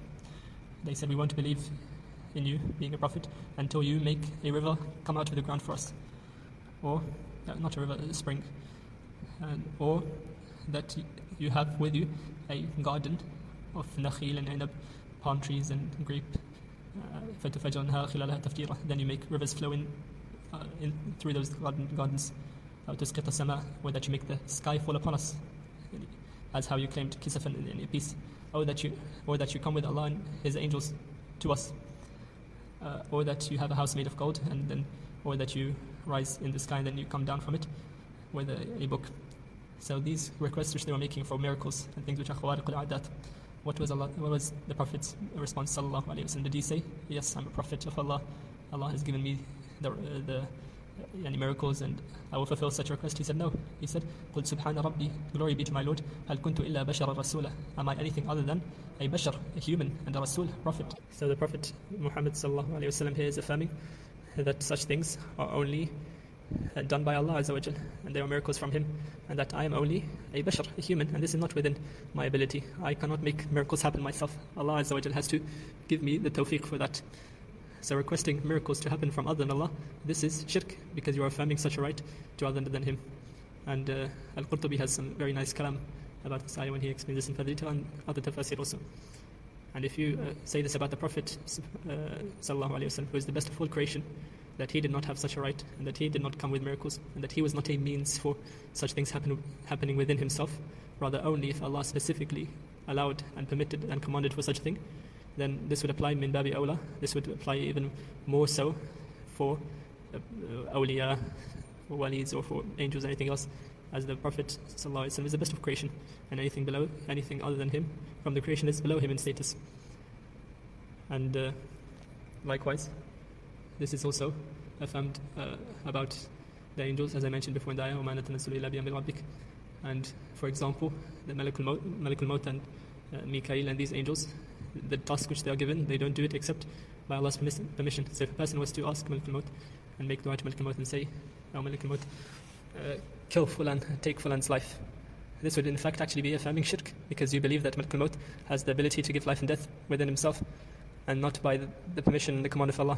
And if you believed it was from the permission and command of Allah, then you wouldn't be asking Malakul Maut in the first place, as there's no guarantee that such a thing would be accepted, such a request would be accepted. And likewise, a person, if they were to call upon Mikael and make dua to Mikael to send down the rain, or praise Salatul Istisqa Mikael that he sends down the rain, no one would doubt this is all shirk. So this, I hope, inshallah, is a sufficient response to such a shubha, such a doubt. And it's always important to remember the principles laid out before, which was that this dua itself that you're asking is sufficient for it to be shirk. And you turning from Allah to other than Him and asking the thing which you should be asking from Allah, then this is the worst form of bad manners and glorification of other than Allah, and making a partner and nid and equal to other than Allah.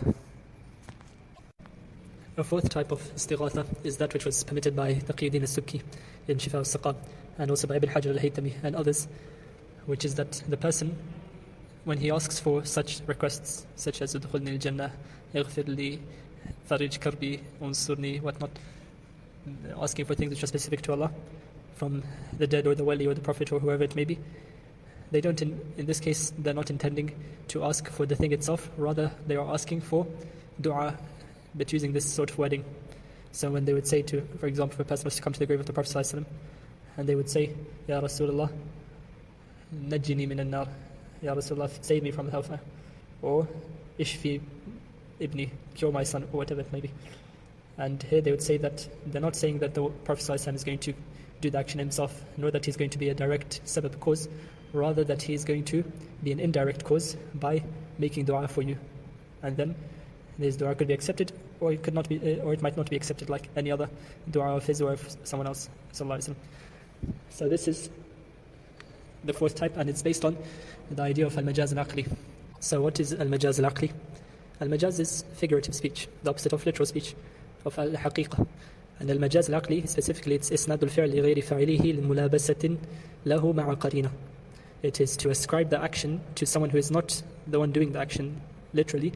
Rather, it is lil-mulabasa, as in there's some sort of mixing, or some sort of connection between the person who is doing, the person who this action is being ascribed to, and the action itself, even though they're not the direct doer, they're not the direct fa'il, person who does the action.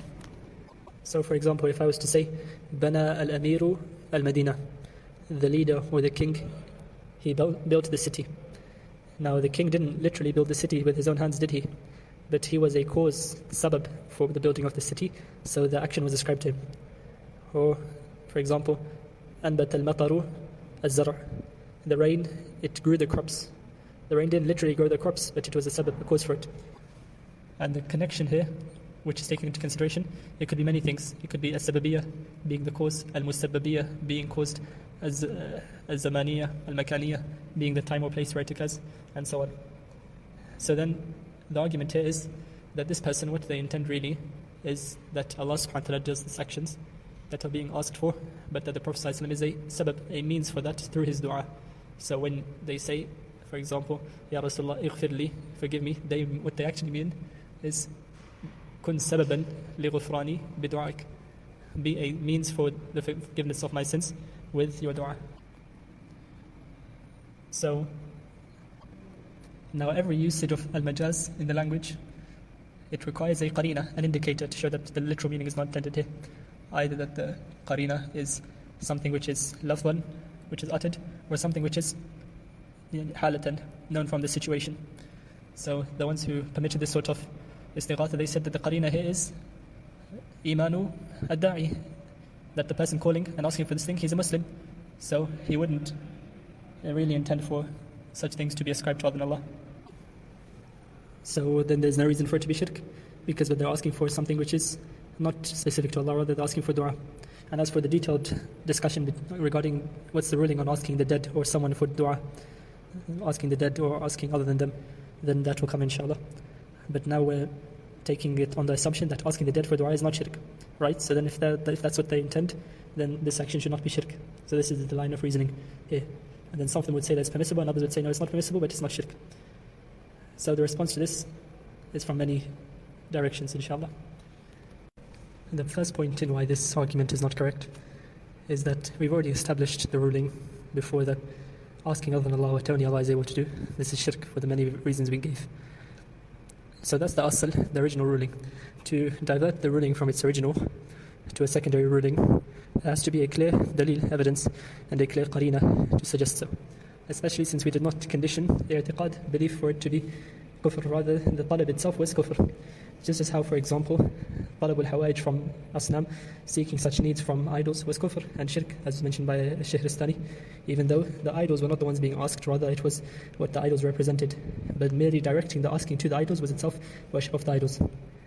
So based on that, if there's no qarina, no indicator to indicate that what's being asked is not actually this specific need, rather what's being asked is dua, if there's no such indicator, no such dalil, then the asl would remain, which is this action is shirk. But if there is a clear dalil, indicator, that what's being asked for is not this, and rather what's being asked for is dua, then it would take the ruling of asking for dua, which will come inshallah. The second point is that the sabab being claimed here, the means which is being claimed here, which is that the person will make dua for you, this is not an acceptable sabab for this majaz aqli. Rather, this would be a majaz which is fasid. Why? Because there's no indicator within itself that this would be the sabab, as it's not direct in a sababiyya, especially because there can be takhalluf of this sabab even without it being the ruling being present. And this is not a sufficient sabab because it doesn't appear in the hal wala al-maqal. Neither the state shows this, nor does the statement, and there's no indicator that this would be the intended sabab, means by which this thing would occur. So other than that, for example, when a person says Bana al-amiru al-Madhinnah, the amir, he built the Medina, the city, the king built the city, here the sababiyya is clear. It is bi amrihi wa bi tadbirihi, and so on. It's by his management and his command and things like that. And this is sabab which is known aqlan, and the munasabah, the connection here is clear. As for asking for something like ishfi maradi, cure my illness, adkhilni al-jannah, anta bi jannah, and these sort of things, then claiming that the sabab here is asking for dua, this is not explicit, and there's no indicator and no reason to assume that. Rather, what would be mutabadir ila dhihin, would come initially to a person's thought, is that what's being intended is that this person is either doing the action itself or a direct sabab, a direct cause for it, like as was discussed in the previous time. And to this effect, there is a statement of Imam al-Qazwini in his book Al-Idah in Ilm al-Balagha about explaining that there has to be something which makes this munasabah connection in al-majaz clear. Otherwise, it wouldn't be mufid and it wouldn't give the meaning intended. So he says, وَعْلَمْ أَنَّهُ لَيْسَ كُلُّ شَيْءٍ يَصْلُحُ لِأَنْ تَتَعَاطَى فِيهِ الْمَجَازِ بِسُهُولَةٍ بَلْ تَجِدُكَ فِي كَثِيرٍ مِنَ الْأَمْرِ تَحْتَاجُ إِلَىٰ أَنْ تُهَيِّئَ الشَّيْء وَتُصْلِحَهُ لَهُ بِشَيْءٍ تَتَوَخَّاهُ فِي النَّظْمِ. The meaning being that not everything is suitable for majaz to occur in it easily, but some things you would require to proceed and to lay out something before it to indicate the intended meaning, so that the majaz would be valid. And this also goes back to the issue of al-qarina. There has to be a clear qarina in what's being suggested.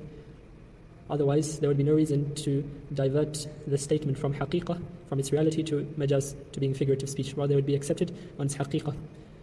Now, those ulama who permitted this sort of majaz, in this sort of istighatha or using majaz aqli, they said that the qarina here, the thing which diverts the statement from its reality to majaz, they say it is iman al-da'i or islamuhu, the Islam and the iman of the person who is calling and making this dua. Because they are a Muslim, then they would not ask for such things from other than Allah in its reality. And this claim of a qarina, of an indicator to show that this is intended, is not a sufficient claim for reasons. Firstly, there is no reason to assume that this person did not intend the haqiqah. As we know, the majority of people who do istighatha, they believe that the person they are asking for is going to benefit themselves. And this is mujarrab. It's known, if you speak to most awam, general people who do such things, this is what they believe. They believe Allah subhanahu wa ta'ala gave them the power and the qudra and the ability and the Allah subhanahu wa ta'ala delegated such tasks to them. Or if they don't believe that, then the second majority group would believe that these things are direct cause, as was mentioned before, and then that would also be kufr.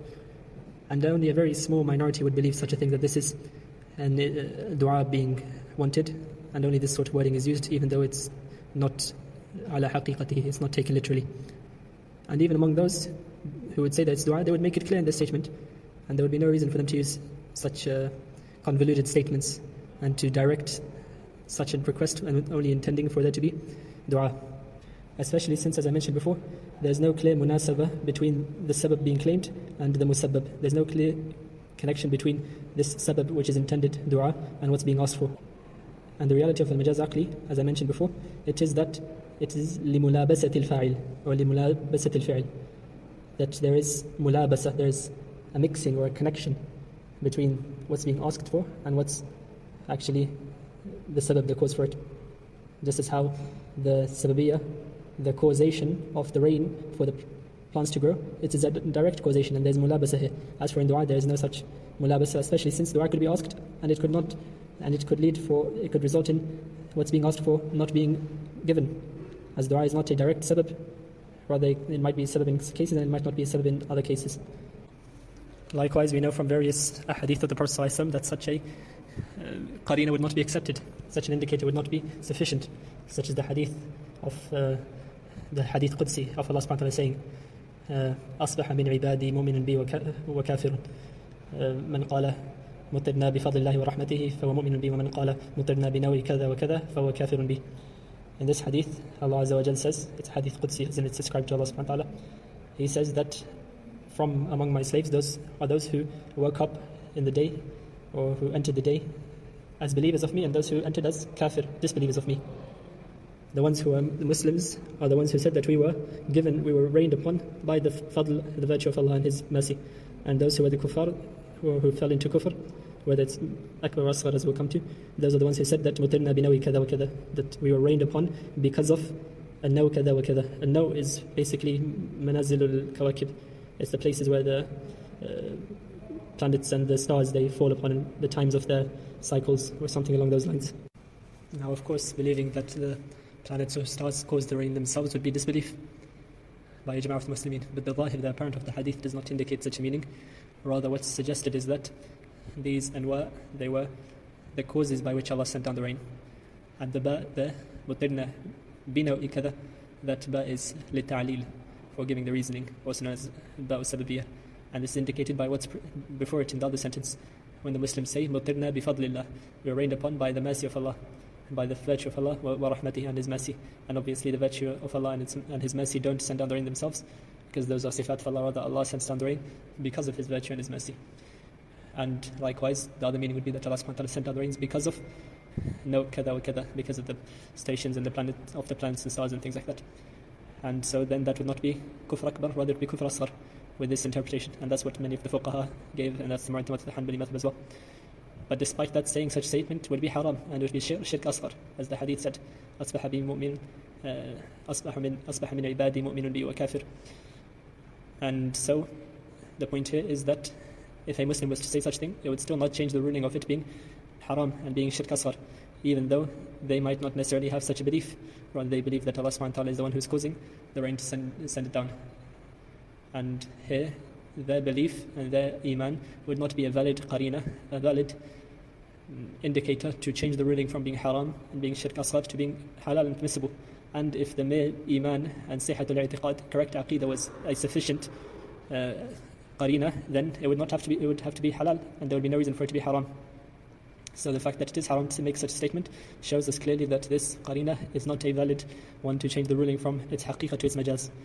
Now you might say, but this is different because what you're saying is about it being kufr, about it being shirk in the issue of istighatha, asking what only Allah is able to do, not just merely haram, but here you're saying it's only haram, not shirk. And the response is, the reason being that in the case of istighatha, the haqiqah of the lafz, the reality of what's being said is shirk. And so when there's no qarina, no indicator, then it remains upon its haqiqah, its reality, and so we would give it the hukm of it being shirk. if there's no qarina to indicate otherwise. As for the statement in Madhinnah binawi kada, the haqiqah of this is not necessarily shirk, rather what's zahir from it is not disbelief, rather it is only kufr asghar, kufr ni'mah, and that's kufr ni'mah is mentioned explicitly in some narrations of the hadith. So based on that, it remaining on its haqiqah would make it shirk asghar, not shirk akbar. And if there was a valid qarina, then it would not be shirk asghar in the first place, or haram, rather it would have to be permissible if this was a legitimate qarina. And likewise, there's the hadith of the Sahabi who said to the Prophet ﷺ, "Ma sha Allah wa shit," what Allah wills and what you will. And the Prophet ﷺ said, "Aj'altani lillahi niddan," have you made me an equal to Allah? "Qul bal qul ma sha Allah thumma shit," rather say what Allah wills, then what you will. So here also the Prophet ﷺ forbade such a statement, and he made it into a form of shirk asghar, associating with Allah subhanahu wa ta'ala not in ibadah but in the linkage of the will alongside Allah's will, even though the haqiqah of the statement, the reality of the statement is not shirk akbar, rather it is only called shirk asghar lil mushabaha, for its resemblance with shirk, even though its reality is that it's not shirk, but it is haram. If the person's iman was a valid qarina indicator, then the Prophet ﷺ would have not forbade him from saying such thing, and he would have not described his action as ja'aluhu niddan, making him an equal to Allah. Rather, the Prophet ﷺ would have said this is permissible because this person is a mu'min and we know that his iman is sahih and his aqidah is correct and he does not intend a shirky meaning. So then there should be no preventative from saying such a statement. But rather the fact that the Prophet ﷺ prevented him from saying such a thing and made it ja'aluhu niddan, made it a form of shirk asghar, this is an indication that the mere iman of a person is not a valid qarina to make the statement go from being its haqiqah to its majaz. So therefore, when a person makes a statement which it's zahir, it's apparent, it's clear shirk, asking for something only Allah is able to do, we would give the ruling of this action as being shirk and being disbelief, unless there's a clear indicator that this is not what's intended. And if there's no clear indicator, halan aw maqalan, in the statement or in the situation, then we would have to give its ruling in its reality. And the reason why it would be shirk, even if the meaning intended is not disbelief, would be because directing such a wording, such a request to other than Allah in its wording is glorifying that thing beyond what it is deserving of being glorified, and it is glorifying it as how Allah only should be glorified Azza wa Jal. And refusing to leave off such a wording and being stubborn and adamant on using such a wording, and this is a clear indicator that there is a fasad, a problem in that person's i'tiqad as well. And it also goes back to the issue of al-Madhinnah, which we spoke about before, in that this statement is a Madhinnah lil hukm. And when something is a Madhinnah, that is sufficient for it to take the ruling, even if the Ma'innah, the reality, is not present. So that is why we would not accept this qarina, this haqiqah being directed to asking for dua.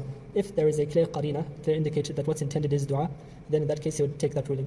For example, they said, Ya Rasulullah, najjini min al-nar bidu'aik, aw bi shafa'atik, aw ishfini bidu'aik, or something like that.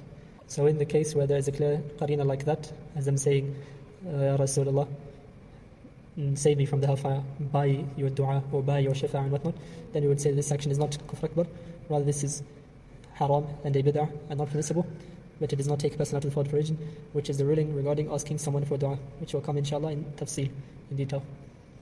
Likewise, if the wording is not explicit in something which only Allah is able to do, rather it is muhtamil lil ma'nayayn, it's possible for it to intend either meaning, either dua or the actual seeking of the need, then in that case also we do not give the judgment that this thing is disbelief or not, except with tafsil, asking for detail. So for example, if a person was to go to the grave of the Prophet and say, Ya Rasulullah aghithni, Ya Rasulullah help me, or if they would say madad even in such a situation, we would also say that this is not necessarily disbelief, because the word help me, it's correct for it to mean help me with your dua, and it's correct for it to mean help me with qada al-hajj, with fulfilling my need. And since it's muhtamil al-ma'nayn, since both meanings are possible linguistically in the haqiqah of the word, its reality, then it's not correct to hold one of them to be the correct meaning without further detail, as this wording is mujmal, it is ambiguous, so there needs to be something which is mubayyin lahu, something which makes it clarified to mean one or the other, and then once it's clarified, then the ruling is given based on that. Likewise, in the situation where the talib is not clear as to who it's directed to, for example, a person was to go to the grave of the wali or of the Prophet and say, Ya fulan or Ya Rasulullah, hajati, or maradi, or ju'i, and so on, and they would mention their need, but they wouldn't specify that they're asking the Prophet ﷺ to fulfill their need, nor they specify that they're asking for dua, nor that they're asking Allah. In such a case also, this is mujmal, it is ambiguous, so the ruling would only apply after there is a mubayyin, something which clarifies what's the meaning. Are you asking when you go to the grave of the Prophet, Ya Rasulullah, maradi, my illness, or something like that you're asking him to make dua for your illness, or are you asking him to cure your illness? Are you asking him to be a direct cause for the cureness of your illness, for the cure of your illness? In all of these situations, there needs to be something which clarifies what's intended, and based on that, then the hukum would apply. Now, tafsil, the detail regarding asking the dead for dua. We already mentioned that the illah for the ruling of it being disbelief to ask other than Allah, the ruling which makes an action of dua worship is to ask for something which is specific to Allah subhanahu wa ta'ala. And we said it's not a condition that it has to be something which the person being asked is specifically able to do himself. Rather, as long as it's min jins al-khalq or min jinsi af'al al-makhluqeen, it's from the type of the actions which creation can do, adatan, then in that case this will not be disbelief. As for it being haram or halal, that's a separate issue. But the fact that it is not asking for something which is min khususiyati Rabbil Alameen, specific to Allah subhanahu wa ta'ala's rububiyyah, then in that case it's not disbelief. So asking the dead for dua, there is no reason for it to be disbelief. Since the request being made, which is asking for dua, it's something which is within qudrat al-khalq, which is within the power of the creation. And a person might say, but the dead can't hear, so they can't make dua for you.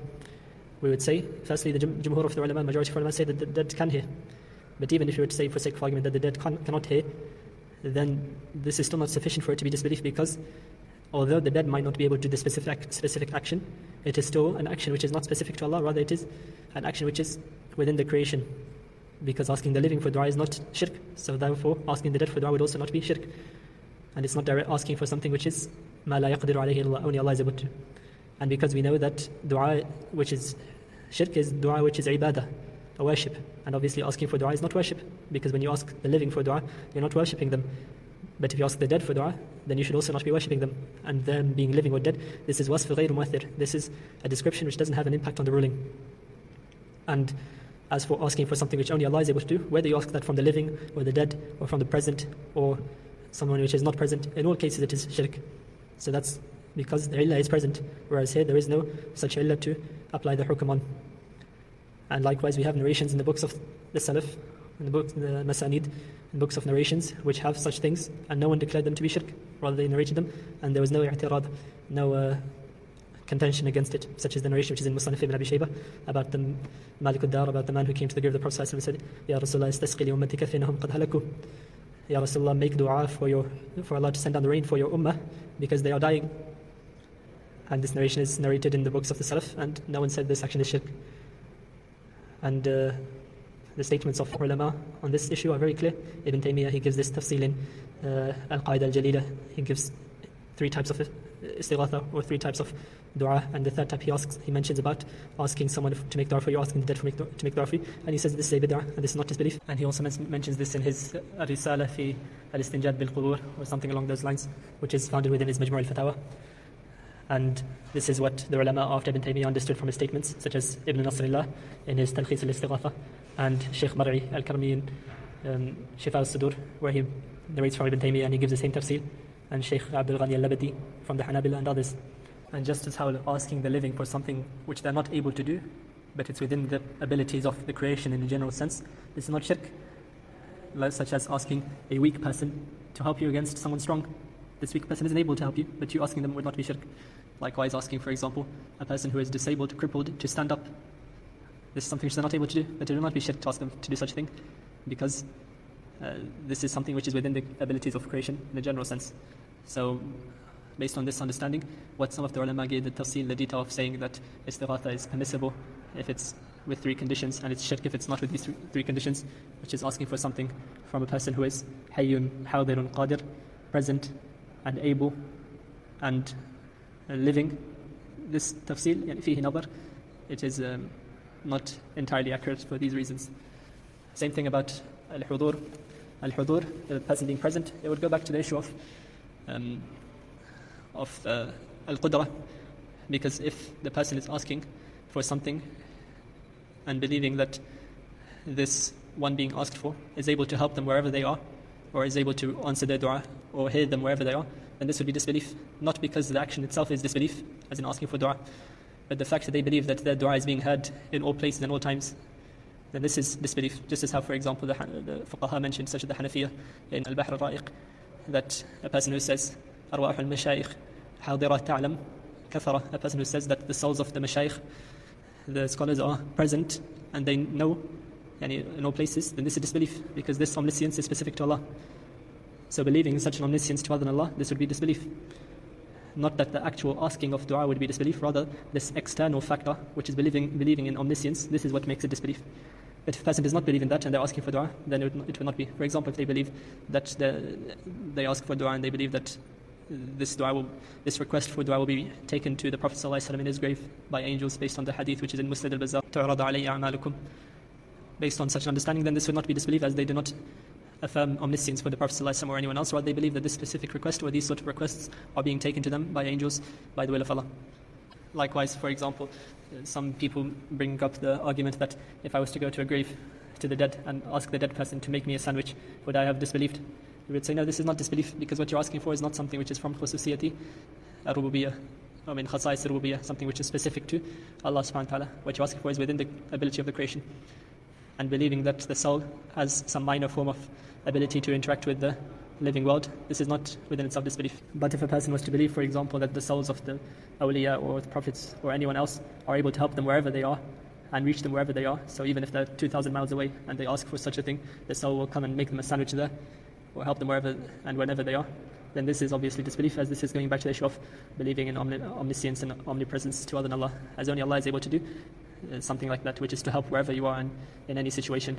As for the creation, then they can only help within the vicinity and within their ability. So in summary, if a request is being made which is not مَا لَا يَقْدِرُ عَلَيْهِ إِلَّا اللَّهُ, or something only Allah can do, rather it's something which the creation can do, such as asking for dua or asking for meager needs such as handing you a cup of water or something regular like this, and this request is not made alongside an aqidah which would be disbelief, such as believing in omniscience or believing that they can help you wherever you are and they can reach you and give you your need no matter where you are.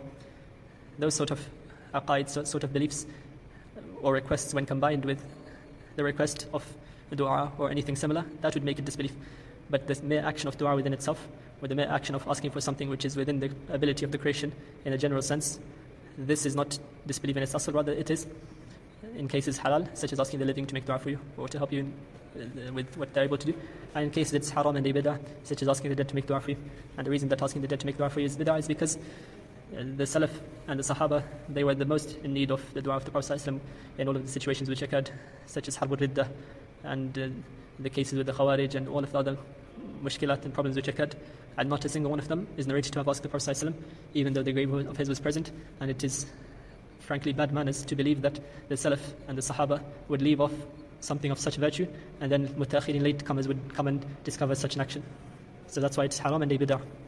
But some later ulama from the various madhahib permitted such a thing, i.e. asking the dead or asking the Prophet ﷺ to make dua for you, such as, for example, Al-Kamal ibn Humam in his Sharh of Al-Hidayah by Al-Marghinani, Fath al-Qadir, in it he mentions Al-Istishfa bin Nabi, to ask the Prophet ﷺ at his grave to make dua for you.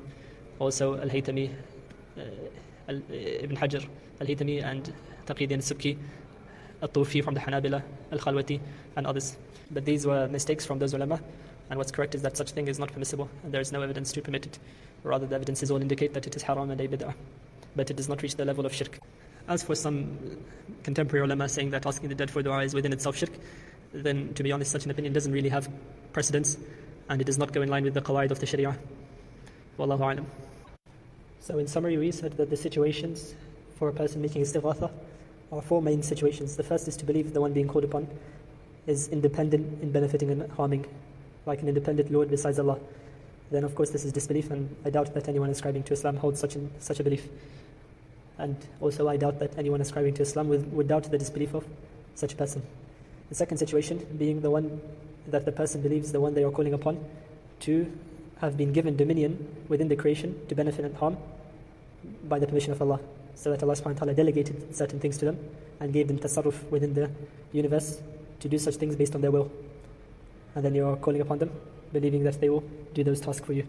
And this is also clear-cut disbelief, and it's ijma' qat'i on this being disbelief, and it's something which is ma'lum min ad-din bil-darura, known by necessity from the religion to be shirk.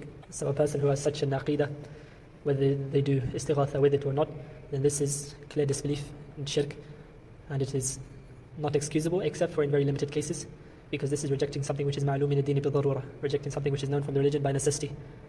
And the ruling of that is that the person is not excused except in cases such as if they're a new Muslim, or if they grew up in an isolated area so they don't know the details of such things, as the fuqaha say, man nasha bi badiyatin ba'ida aw aslama hadithan aw kana hadith al-ahdi bil-islam, and so on.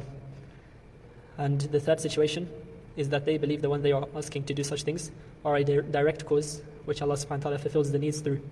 So when they ask fulan, a wali or a prophet or an angel, to give them, to fulfill their needs, to benefit or harm them, they believe that Allah subhanahu wa ta'ala makes the one being called upon a sabab, a means for this to be fulfilled. And this is also shirk for the many reasons we gave. And this is not as explicit as the one before it, but it is also disbelief, and the person becomes a kafir and a mushrik after the hujjah is established upon them. And likewise, the one who permits such a thing, then the ruling would be the same.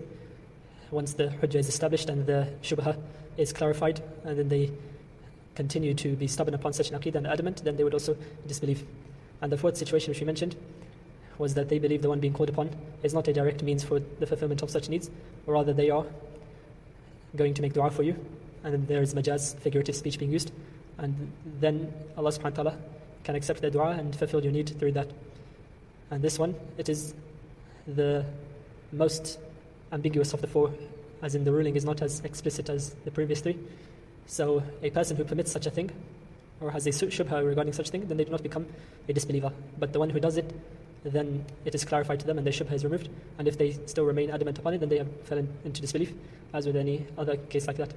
And those ulama who permitted such a thing, we do not say that those ulama have disbelieved, because the issue here is khafi, it is unclear, and their mere permitting of this action does not make them disbelievers, rather they are mistaken in this, and we ask Allah subhanahu wa ta'ala to forgive them. And just as how the fuqaha had differences of opinions on many things in the past about what's disbelief and what's not, some might have said that certain things are kufr, and others said that it's not kufr but it's a major sin, and so on like that, then this is from that type. Although, for example, there's khilaf on the issue of tarku salah, a person leaving off salah tahawun and out of laziness, do they become a kafir or not? Some ulama said they are, some ulama said they're not. And the ulama who said that they are, then they would judge based on that if a person leaves off salah, they would judge that person to be a kafir, and the ones who considered it not to be disbelief, then they would judge that person as a Muslim.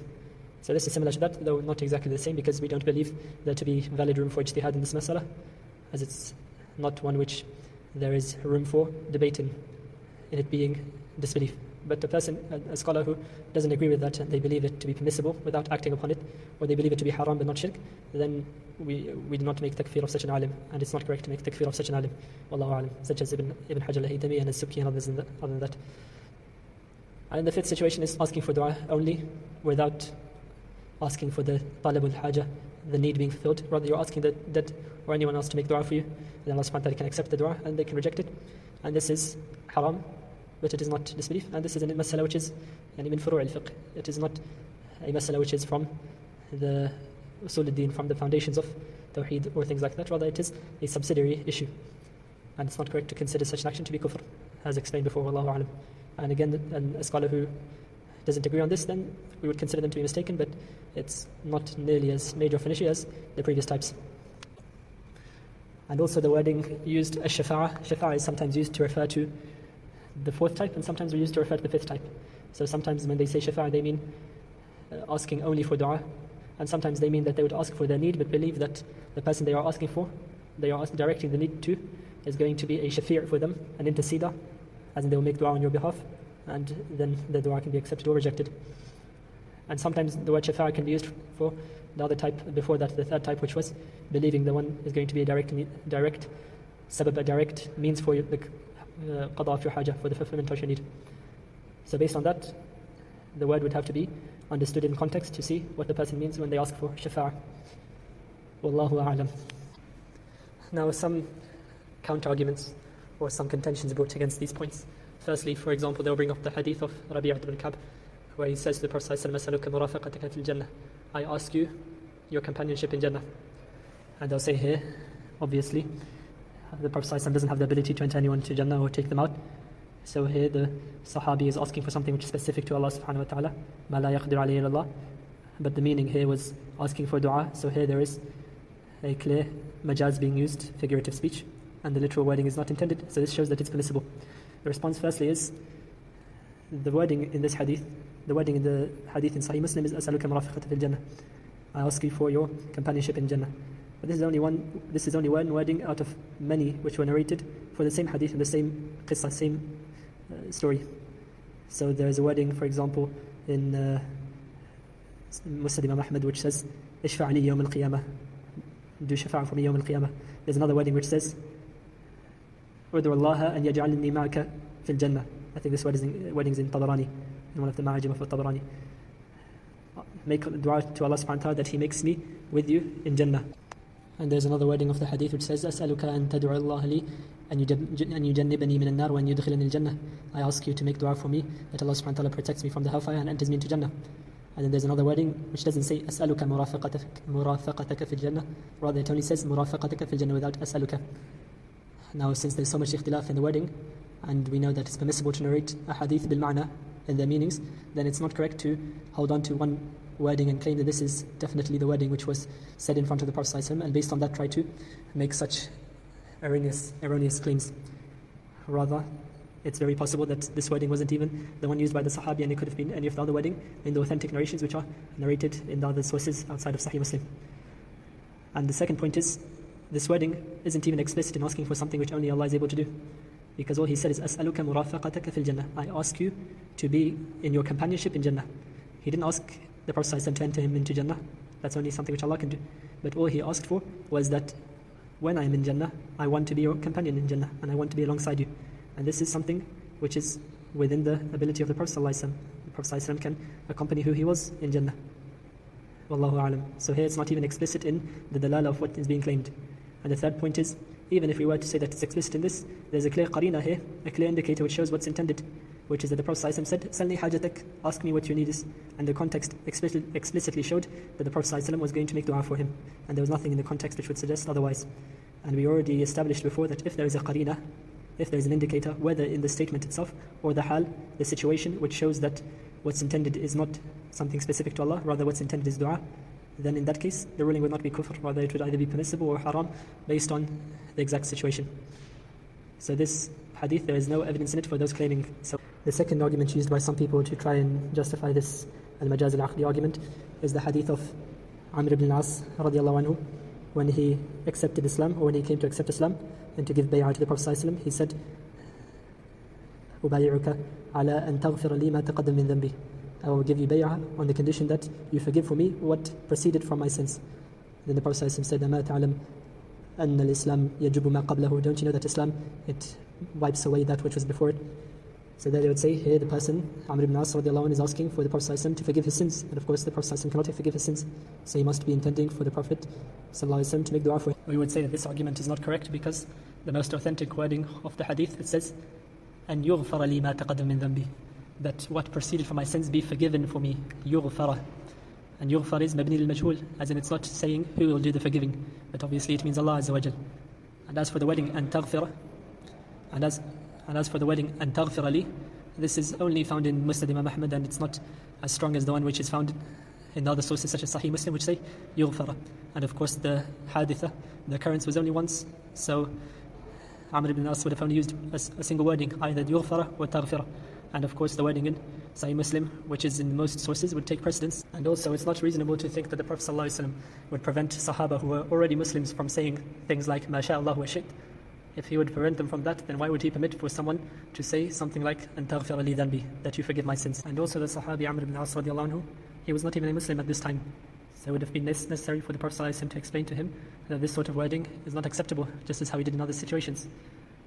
As the principle says, لا يجوز تأخير البيان عن وقت الحاجة. It's not permissible to delay the explanation past its time of need. Now, those two are clarified, inshallah. Also, an argument used is the story of Isa alayhi salam, as is how mentioned in the Quran. In Surah Al-Imran, he says, أن يخلق لكم من الطين كهيئة الطير فأنفخ فيها فيكون طيرا بإذن الله وأبرئ الأكمه والأبرص وأحيي الموتى بإذن الله وأنبئكم بما تأكلون وما تدخرون في بيوتكم. وفي بيوتكم, in Shurba and house.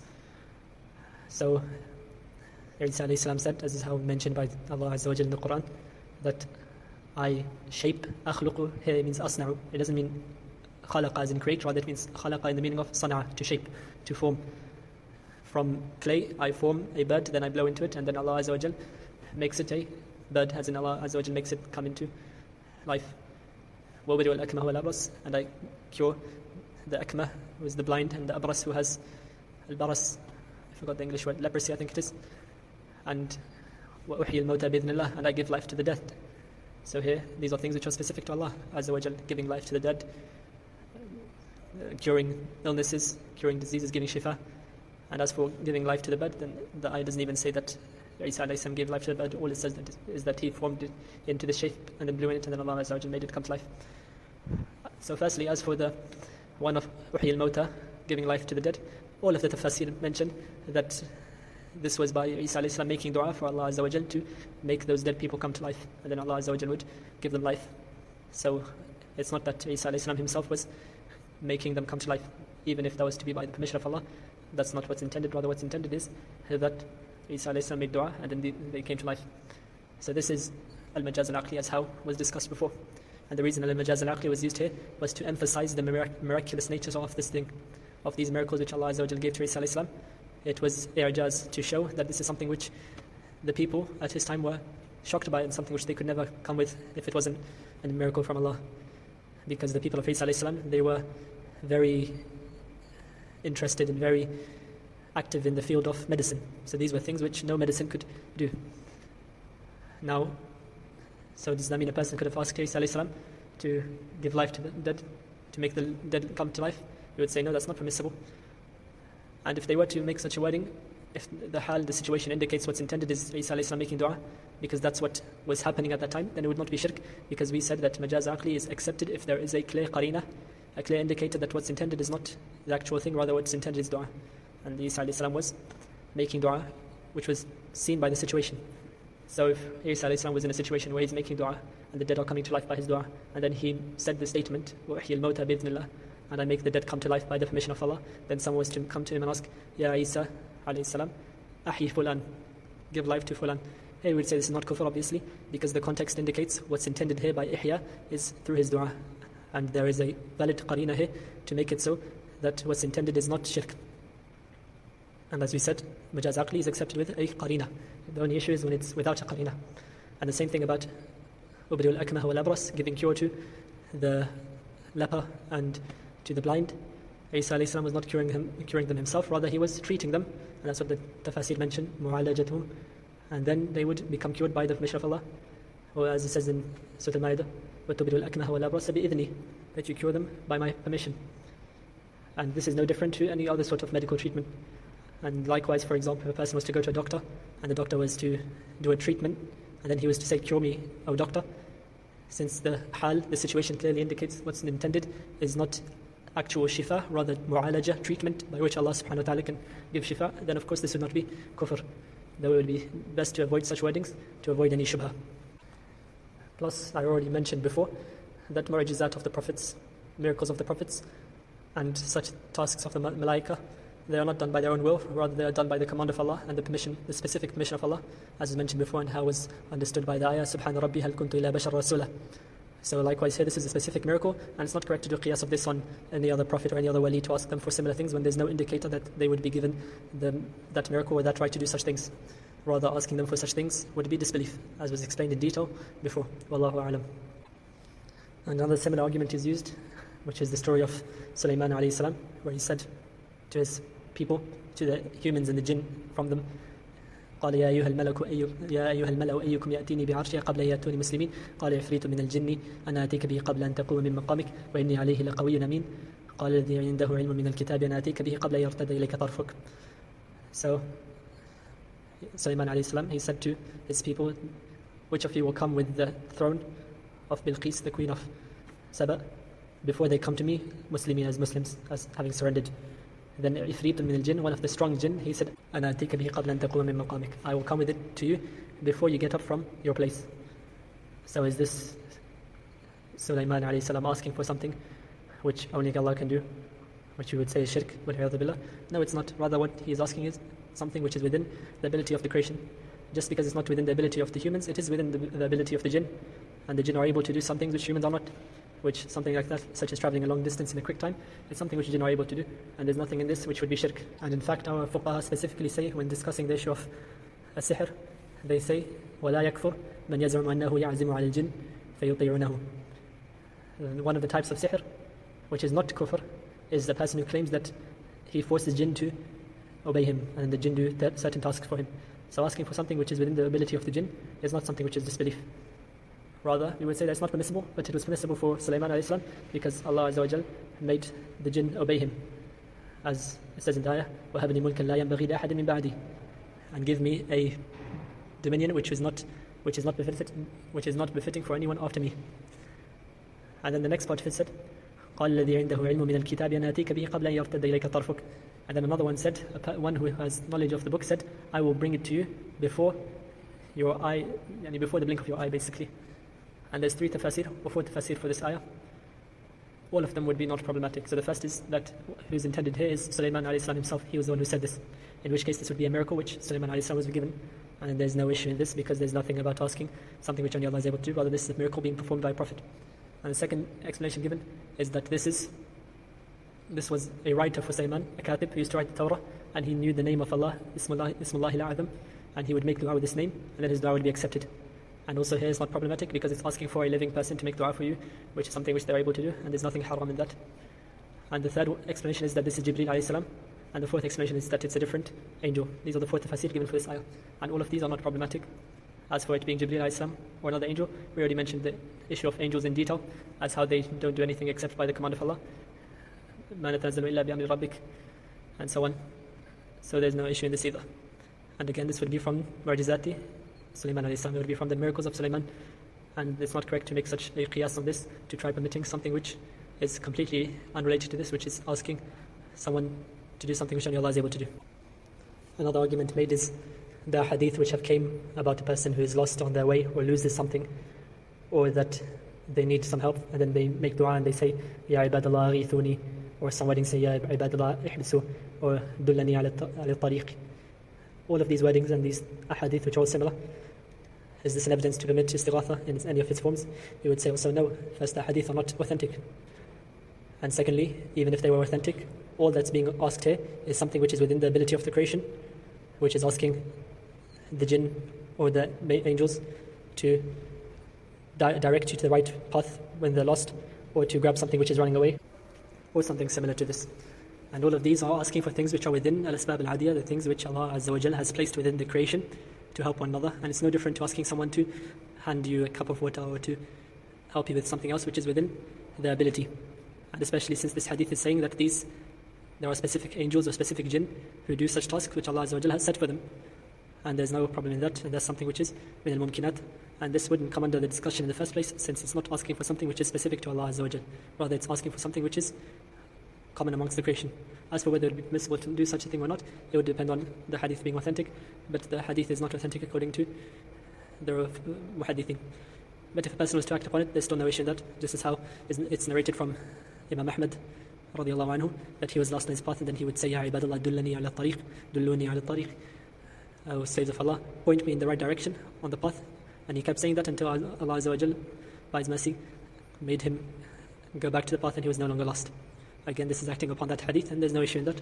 And there's nothing within this which would be shirk in the first place. And there's nothing in this which would even be haram if a person acts upon such a hadith. Wallahu a'lam.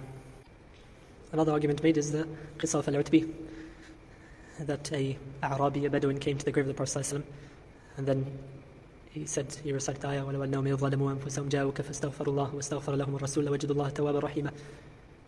That when they came to you, if they were to ask Allah subhanahu wa ta'ala to forgive them, and you were to ask Allah to forgive them, they would have found Allah subhanahu wa ta'ala most forgiving and most merciful.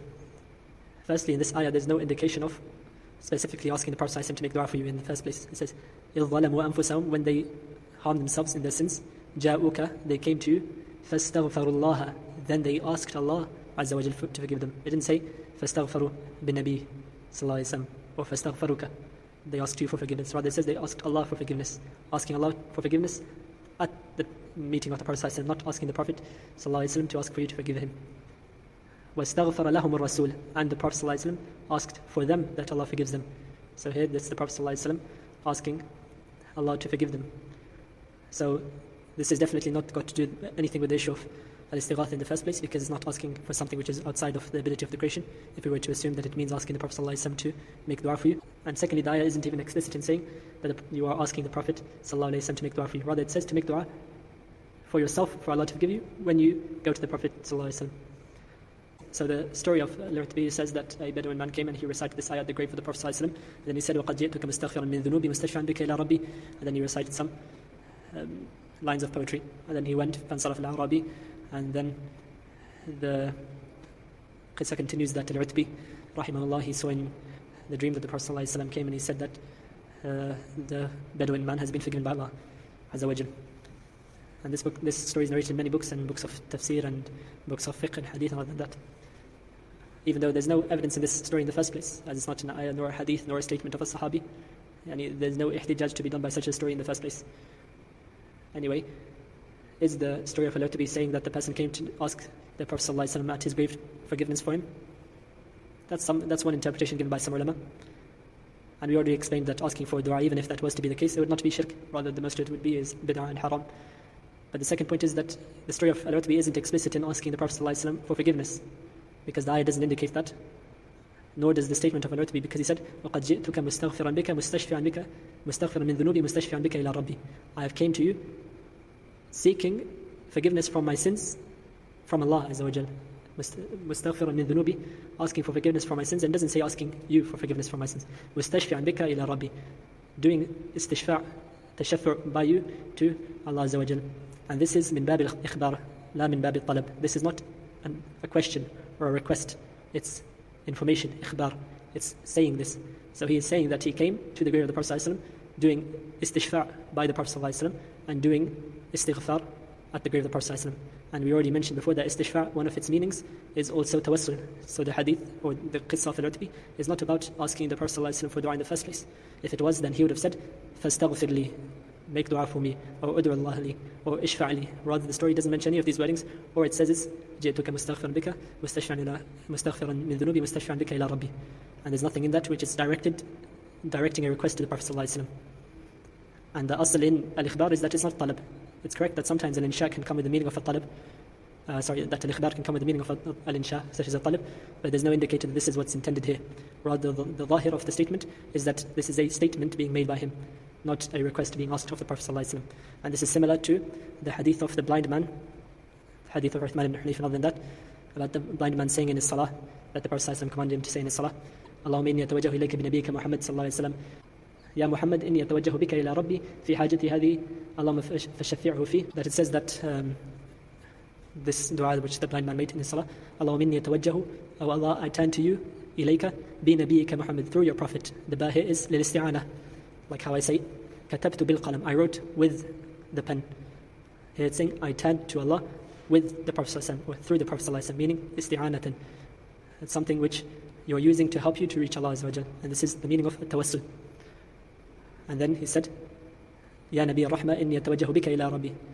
Ya Nabi Rahma, Ya Rasulullah sallallahu alayhi wa sallam, I turn to Allah through you. And we all know that this hadith, it is about tawassul. Or some ulama say it's about asking for dua when the Prophet ﷺ was present. But the majority of the ulama, they use this as an evidence for tawassul. And obviously, the wording here is directed to the Prophet ﷺ here, atawajjahu bika. But it's not making a request of the Prophet ﷺ, rather it is a statement. And that's what's indicated by the remainder of the hadith, which is that he says, Allahumma shafi'hu fi. Oh Allah, make him a shafi', an interceder for me. So again, the request here is directed to Allah, and it's not directed to the Prophet ﷺ. So here the meaning of shafi'hu is istishfa', seeking shafa'ah through the Prophet ﷺ. But the request for shafa'ah was directed to Allah, for the Prophet ﷺ to be a shafi' for him. And it was not directed to the Prophet ﷺ for him to do shafa'ah for him. So this is tawassul. And this is tawassul which is jaiz, permissible according to the jumhur of the ulama, and some ulama say it's haram.